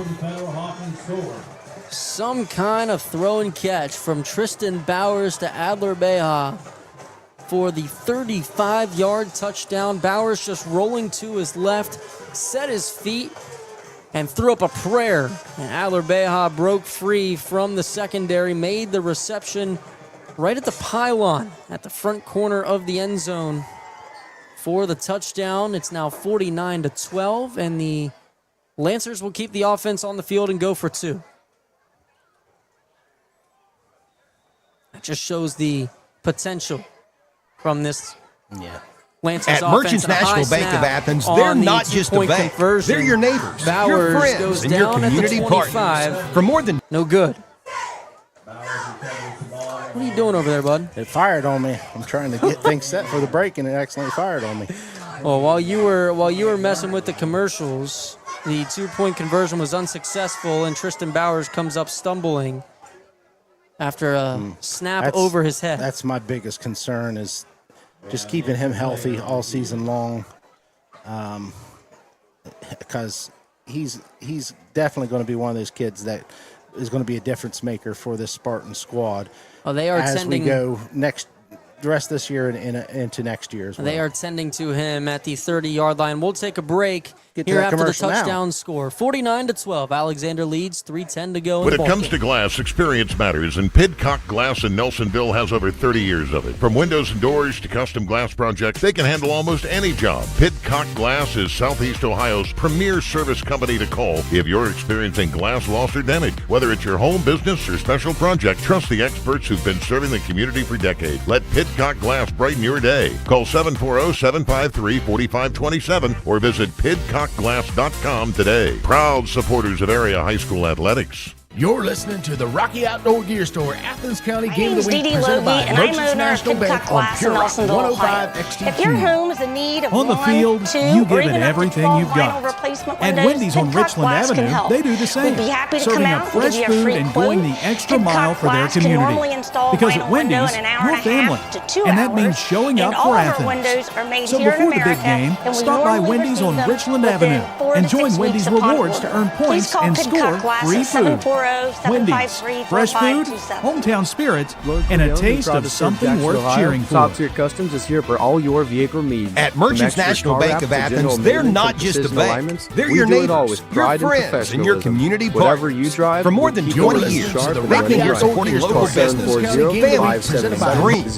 The commitment goes beyond banking. It's about making a real difference. Whether it's sponsoring local events, funding scholarships, or volunteering time, they believe in giving back. Because when the community thrives, we all thrive. Merchants National Bank, your trusted partner, your real community bank. For adults, career development and Merchants National certification Bank on programs Pure can Rock help you 105 reskill, XTQ. upskill, or start something new fast. 3:10 and High school counting. juniors Still and here on our seniors. Rocky Outdoor Gear Store Athens County Game of the Week presented by Merchants National Bank. A 35-yard touchdown reception for Adler Beha. He has certainly looked good in what has been a rough game for Federal Hocking here tonight. He's got 2 really nice touchdown receptions. And Tristan Bowers, who came up injured on the 2-point conversion attempt. Federal Hocking might have this football I think here. they do. On the kickoff, it was muffed around the 35. Alexander pointing that they have the football. The referees are going to have to uncover this pile. Who's got it? Federal Hocking does. The Lancers going to be right back on the field, and I was just trying to say Tristan Bowers not on the field for the kickoff. Let's see who comes in at quarterback here for the Lancers. 2:53 to go in the ball game, and Federal Hocking will take over at the Spartans 35. Yeah, I think if you're Coach Branch, you're not at the point where you're going to want to have your second-string quarterback in there to finish this out. You just don't want to risk any further injury if Bowers is in fact injured and not just hurt.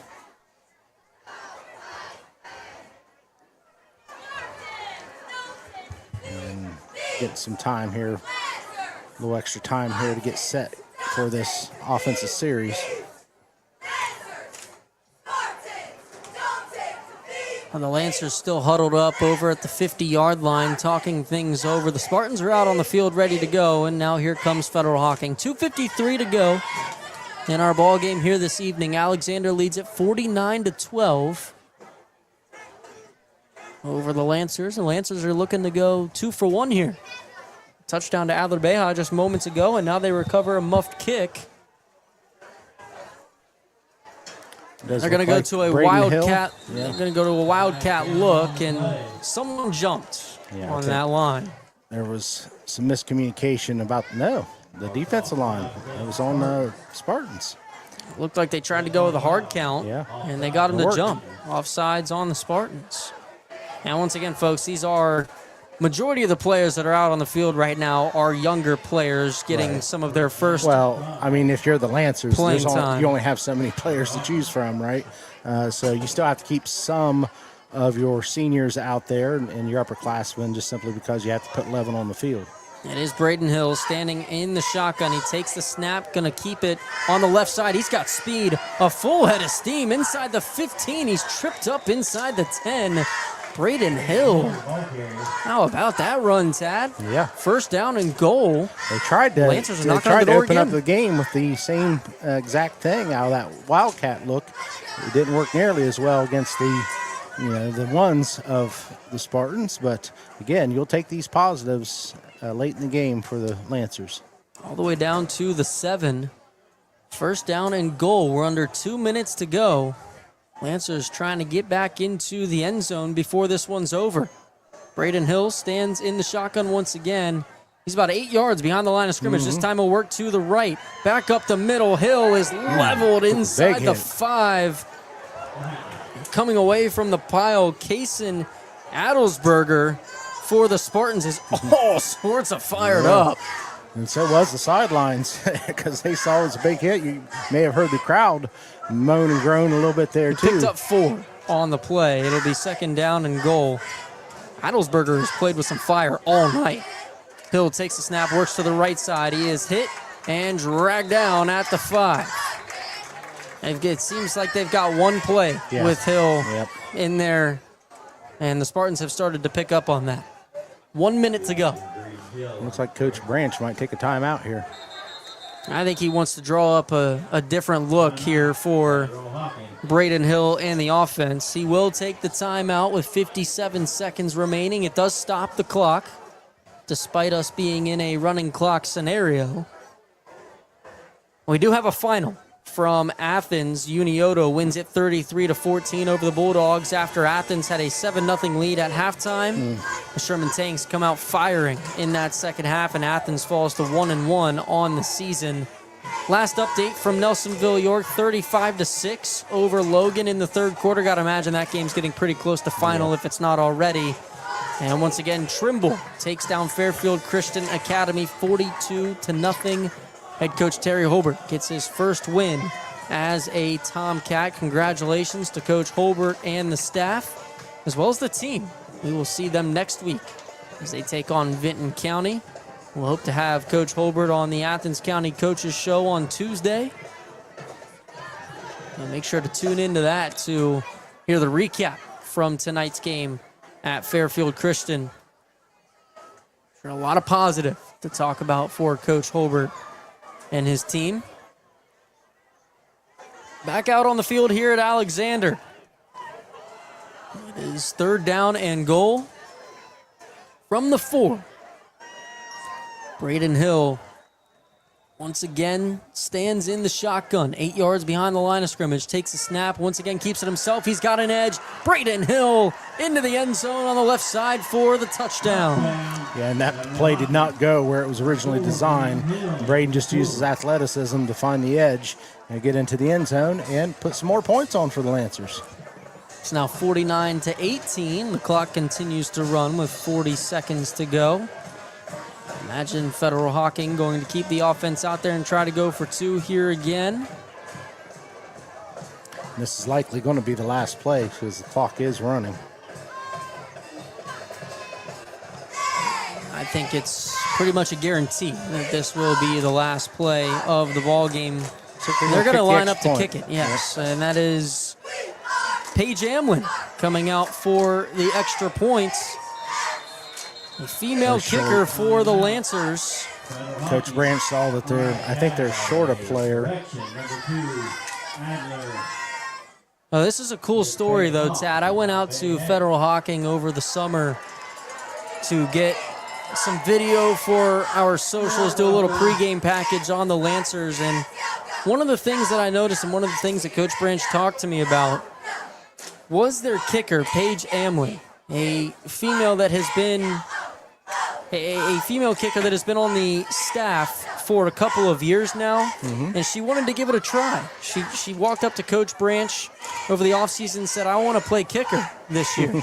She has not played soccer at the high school level. She just wanted to give it a try. Yeah. Now she's about to run out here and attempt an extra point. I love it. Just somebody wanting to try something new, right, and having That's a awesome. good attitude going out there. She's been with the program for a couple years, so she's comfortable with the coaching staff, and kudos to her to have the confidence to come out here and try to play some Friday night football. And let's all root for her to make this kick. What do you say? That would be awesome. Paige trots out onto the field. And Coach Branch called that timeout because they didn't have enough players on the field. He wanted to make sure that to give her the best opportunity that she can have here with this kick. And with Tristan Bowers down and injured, Paige being his backup at the kicker position, here she is. The snap is down, the kick is up, and it is just no wide good. left, I think. Wide to the left. At the Paige distance. Amlin, the valiant effort, comes up short on the extra point. So 49-18 is what the score will remain. That will be the final score here this evening. And folks, I do see Tristan Bowers over on the sideline. He is jogging, so he appears to be okay. Great And news. his bright pink shoes, hard to miss him. I think because of the timeout, they will have to kick off, Daniel. That is true. So barring a kickoff return for a touchdown here, the final score should be 49-18. With 11 seconds on the clock, we will get the kick.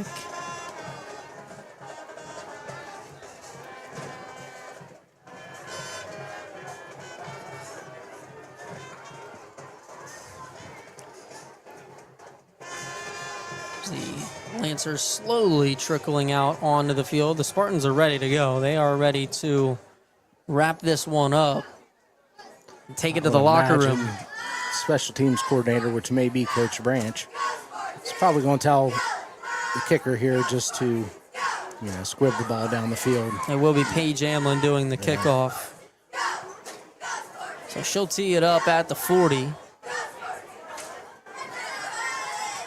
I wonder if Alexander just takes a knee on this football when they pick it up. We'll see.